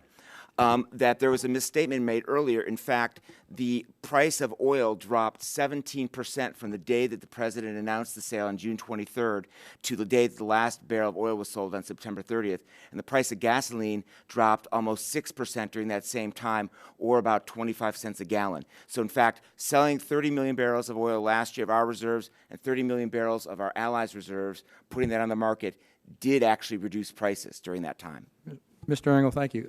It's comment on that. Yes, that's and the 30 million barrels we put out in those little bit of time frame was about 9 hours worth of oil on the global market. Imagine what would happen if we opened up more resources, if we got off the 60% of imported oil that we're to now and use our own and use Canada's. That's number one. Number two, you talked about your free choice, your free fuel, your free car act. It would be free if the refiners weren't obligated parties to a mandate. So if you can't say something's free, if we're mandated to use 36 billion gallons of non-free kinds of fuels. So we'd be more than willing to talk to you about how this would work, but let's keep the consumer in mind, let's keep the free market in mind. So if we're going to do something that's based on a free market, let's have free market and competition, and it ultimately will help the consumer. Gentleman's time has expired. This time recognize the gentleman from Oklahoma, Mr. Sullivan, for 5 minutes. Thank you, Mr. Chairman. And my first question is to Mr. Gerard. Mr. Gerard, in the President's State of the Union address, he called for increased American-made energy resources. But as we know, actions speak louder than words. At the same time he is calling for more oil and gas, his administration has 10 different federal agencies considering ways to overregulate hydraulic fracturing, the process we use to get tight oil and natural gas out of the ground. Some of these agencies looking to potentially take hydraulic fracturing regulation from the states where it belongs, including the Department of Energy, EPA, and the Department of Interior. Do you have any concerns that this administration will make hydraulic fracturing economically prohibitive to drill oil on both public and private lands? And can you go into how hydraulic fracturing can increase the supply of oil in America? Yes, we're very concerned by what's going on at the federal level. As you know, hydraulic fracturing has been around for 60 years. We've drilled over 1 million wells with this technology. We've improved it greatly. The technology has advanced. And today, and going back to Mr. Engel's point earlier when he was talking about natural gas vehicles, all that is made possible in the United States today because of the vast supply of natural gas. It is a game changer. It literally changes the energy equation in this country. So we are very concerned about what we see going on within the administration. A week or so ago, EPA Administrator Jackson commented, she said, well, the states are doing a good job of regulating. Well, they've been there for many, many years. The governors think they're protecting their land, their water, and their people very well. Our greatest concern is that the federal government's now going to come in and overlay yet another layer of regulation, could duplicate, conflict, or to crank down our ability to produce these vast resources here in the United States. As you mentioned today, there are 10 federal agencies looking to regulate natural gas. Now, we've got the Center for Disease Control. We've got the Army Corps of Engineers. We've got the Department of Agriculture. All these you probably haven't thought of before are looking to regulate hydraulic fracturing in one way or another. So it is a very serious consideration. The other thing I would add in talking to governors around this country, those in North Dakota, Pennsylvania, and elsewhere, that have seen this vast change. In the last 18 months, we've created 83,000 jobs in the state of Pennsylvania as a result of these newfound preferred technologies to produce natural gas. Governors are very worried the federal government is going to come in and overlay another level of regulation that will discourage this production. Over the next 5 years, if we're not allowed to use natural gas, it will by and large take off the table 45% of our gas production, 17% of our oil production by stopping the use of that proven technology. And you mentioned that we've done fracking for 60 some odd years. I believe there's probably over 1 million fracks, I believe. There are. Has there ever been one instance, Mr. Gerard, that you can point to that it's ever gotten into groundwater? There are 0 confirmed cases of groundwater contamination after 60 years of hydraulic fracturing over 1 million wells. Why do you think that we've done it for, it's not a new technology, we've done it for a long time. Why all of a sudden all this talk about it's so bad? Well, it tends to be heavily driven by those who would prefer to move us off of fossil fuels and specifically off natural gas and oil. Thank you very much. Mr. Drevna, my next question is for you. President Obama's Executive Order 13563 required agencies to look for existing regulations that could be streamlined or repealed. Has EPA done this for refinery regulations? It's a 3-part question. The executive order also requires agencies to look at the cumulative burden of regulations, which would seem particularly important for refiners, which have been subject to a very long list of EPA measures. Has EPA looked at the cumulative burden on refineries? The executive order also urges agencies to take pains to minimize the cost of new rules and ensure that the benefits justify the cost. Do you see evidence of this at the EPA? Well, in short order, 3 questions, no, no, and no. Now, if I may be permitted to expand upon that somewhat, sure. Not only have they not, looked at regulations that have, impacted refiners and ultimately the consumer, which I think I hope this hearing is about, is the fact that they're giving us conflicting regulations. They're piling more on. I mean, you look at what we have to do, Congressman, on the renewable fuel standard. All right, so we're blending more and more in, and we're at the point now where we're going to have to make a decision. Do we comply with ESA 07, or do we protect the consumer? And then we're asked to have better CAFE standards. Hey, that's a good thing. But so we're blending more stuff into gasoline that gets less mileage. And then we're asked to take more sulfur out that increases at a cost, and then we're going to increase CO2.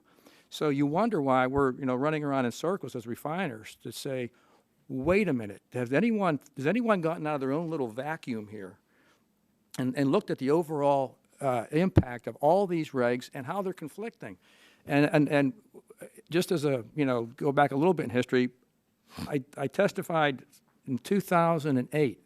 In February. I mean, the ink wasn't dry on ESA 07 that Senator Bingaman was holding a hearing on an oversight on that bill. And, of course, Tier 3 wasn't on the table at that time. But at that time, we testified and we said, Senator, which one of these bills, which one of these things you want us to comply with? And then now we have EPA talking about, well, it's okay to use E15 in automobiles, except the automobile folks are saying, oh, no way, we're not going to warranty those. It's okay to use, we have to blend 9 million gallons of something called cellulosic ethanol that doesn't exist.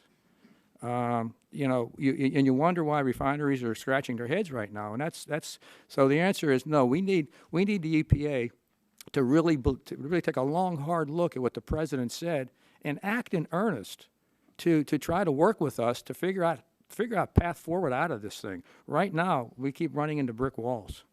Thank you very much. The gentleman's time has expired. At this time, I recognize the gentleman from Colorado, Mr. Gardner, for 5 minutes. Thank you, Mr. Chairman, for holding this hearing today, and thank you as well to the witnesses for their time and thoughtful comments. And just a couple of questions. I heard Mr. Weiss say that the Strategic Petroleum Reserve had an impact on price, and I can't help but thinking the minority leader has talked about increasing, tapping or drawing down the Strategic Petroleum Reserve. We've heard others say that they want to tap into the Strategic Petroleum Reserve. Now, my guess is that's for a very simple reason. People would tap into the Strategic Petroleum Reserve because of supply. and because of price. And the economic argument says that if you increase supply, if you increase the amount of oil that comes out of the Strategic Petroleum Reserve, then it has an impact on price. It was said here at this committee hearing that it impacted price. Well, that in itself is an argument for increased supply. So all this argument that supply doesn't matter is defeated by the argument that the Strategic Petroleum Reserve had an impact on price. So the answer is before us. If we increase domestic supply, then it will impact price and it will reduce the price, just as the tap of the Strategic Petroleum Reserve did. So that's pretty obvious. Mr. McNally, is that an incorrect analysis? No, you're right. Increasing supply does reduce the price. In the case of the SPR, though, it bought us 4 days in 2011. And we did a little better in 2000 when 60 days before the election, President Clinton invited Al Gore to announce a stock draw over the objections of his Treasury Secretary and the Federal Reserve Chairman. That was a little better. That was 12 days. But it's a short term. What we really need is to increase production and supply over the long term. That'll have a permanent effect. And because, as the Strategic Petroleum Reserve drawdown suggested, supply had an impact on price. Correct. And so if you have more supply available in the United States, whether it's domestic drilling, whether it's the Keystone XL pipeline, whether it's using the oil developed through Niobrara oil formations in Colorado, that increases supply and will have an impact on price. Correct. Thank you. So, I mean, the question I have then is, do you think it's wise to access the Strategic Petroleum Reserve now or increase our domestic supply? I think, well, it is better to increase our domestic supply for the long term. But as we've been saying, there's no short-term solution to the prices we have right now. It would have been nice to have had the 700,000 barrels a day that would have flown to our Gulf refineries through Keystone by now. Because then we could have said to our Saudi friends or Kuwaiti friends, we don't need that 700,000 barrels a day. Please send it to China and India because we're asking them to lower their imports of Iranian crude. That would be nice, but we can't fix that overnight. Mr. Gardner, can I address that since you Actually, I have a referenced me? couple of questions for Thanks. Mr. McNally. Thank you. What are the signs of true market manipulation by speculators? And then just a follow-up question to that, historical examples that exist in oil companies or oil and other commodities. Yeah, traditionally, in order for speculators to distort prices, they have to manipulate or hoard physical supply. There have been cases in the past, Mark Rich, et cetera, where physical people bought the actual commodity, hid it somewhere, took it off the market, and then went long the futures and squeezed people. And we police and very carefully for that. There is no evidence anywhere that we saw a hoarding of inventories or some indication that either OPEC or some private company was hoarding oil prices were rising. As oil prices were rising into 2008 and even now, as I mentioned, inventories are actually very low and spare capacity is tight. And it's the absence of inventory hoarding which I think convinces the independent, unbiased experts who've looked at this, including myself as a private market analyst, that there's no distortion going on. Thank you. And Mr. Milburn, a couple of questions for you. You mentioned talking about some of the regulations, the impact those regulations are having on the price of diesel. They've increased the price of diesel fuel. Is that correct? Significantly. And you're not able to get as many miles as you were per gallon of diesel because of regulation? No, sir. Prior to the advent of the ultra-low sulfur diesel, which I talked about earlier, the trucks were actually getting better fuel mileage. The ultra-low sulfur diesel has reduced the lubricity of the diesel, causing more wear and tear on the engines, and yet we're talking about going to compressed natural gas for a future energy source, but we're not there yet. That compressed natural gas engines for Class 8 trucks are going to be able to do the job, hauling in your state of Colorado up the Rocky Mountains. We're going to need the power. And Mr. Milburn, are you using, if there was something else available that was as affordable, actually less cost than gasoline or diesel, that was equally available, that you could go to any convenience store and find, would you use that? If it was efficient for your economical... If it was efficient for my trucking operation, yes, I would. And so you're not just using oil for the sake of using oil? No, sir. OIDA's position is that, we want to see further But it's the most usage. economical thing that you have right now. It and that's is why right we now. Need to... Plus, the compressed natural gas stations are not en route. There's one in Baytown, Texas. That's the only one I know of at this point, is in Baytown, Texas, for commercial trucks. Mr. McNally, if I could ask you one final question. The Rocky Mountain region, we've seen consumers paying about 50 to 54 cents less per gallon in the Rocky Mountain region because of the availability of West Texas Intermediate. What would happen if others had, I guess what I'm asking is, how, if we had a better balance of West Texas Intermediate or some of the supplies, what would happen around the country? Yeah, the Energy Information Administration has noted because the Rocky Mountains, we call PAD 4, is relatively self-sufficient in refining, it's been able to enjoy the lower crude prices and have low gasoline prices. Everywhere else, though, in the Midwest, consumers are not enjoying the benefit of the glutted crude.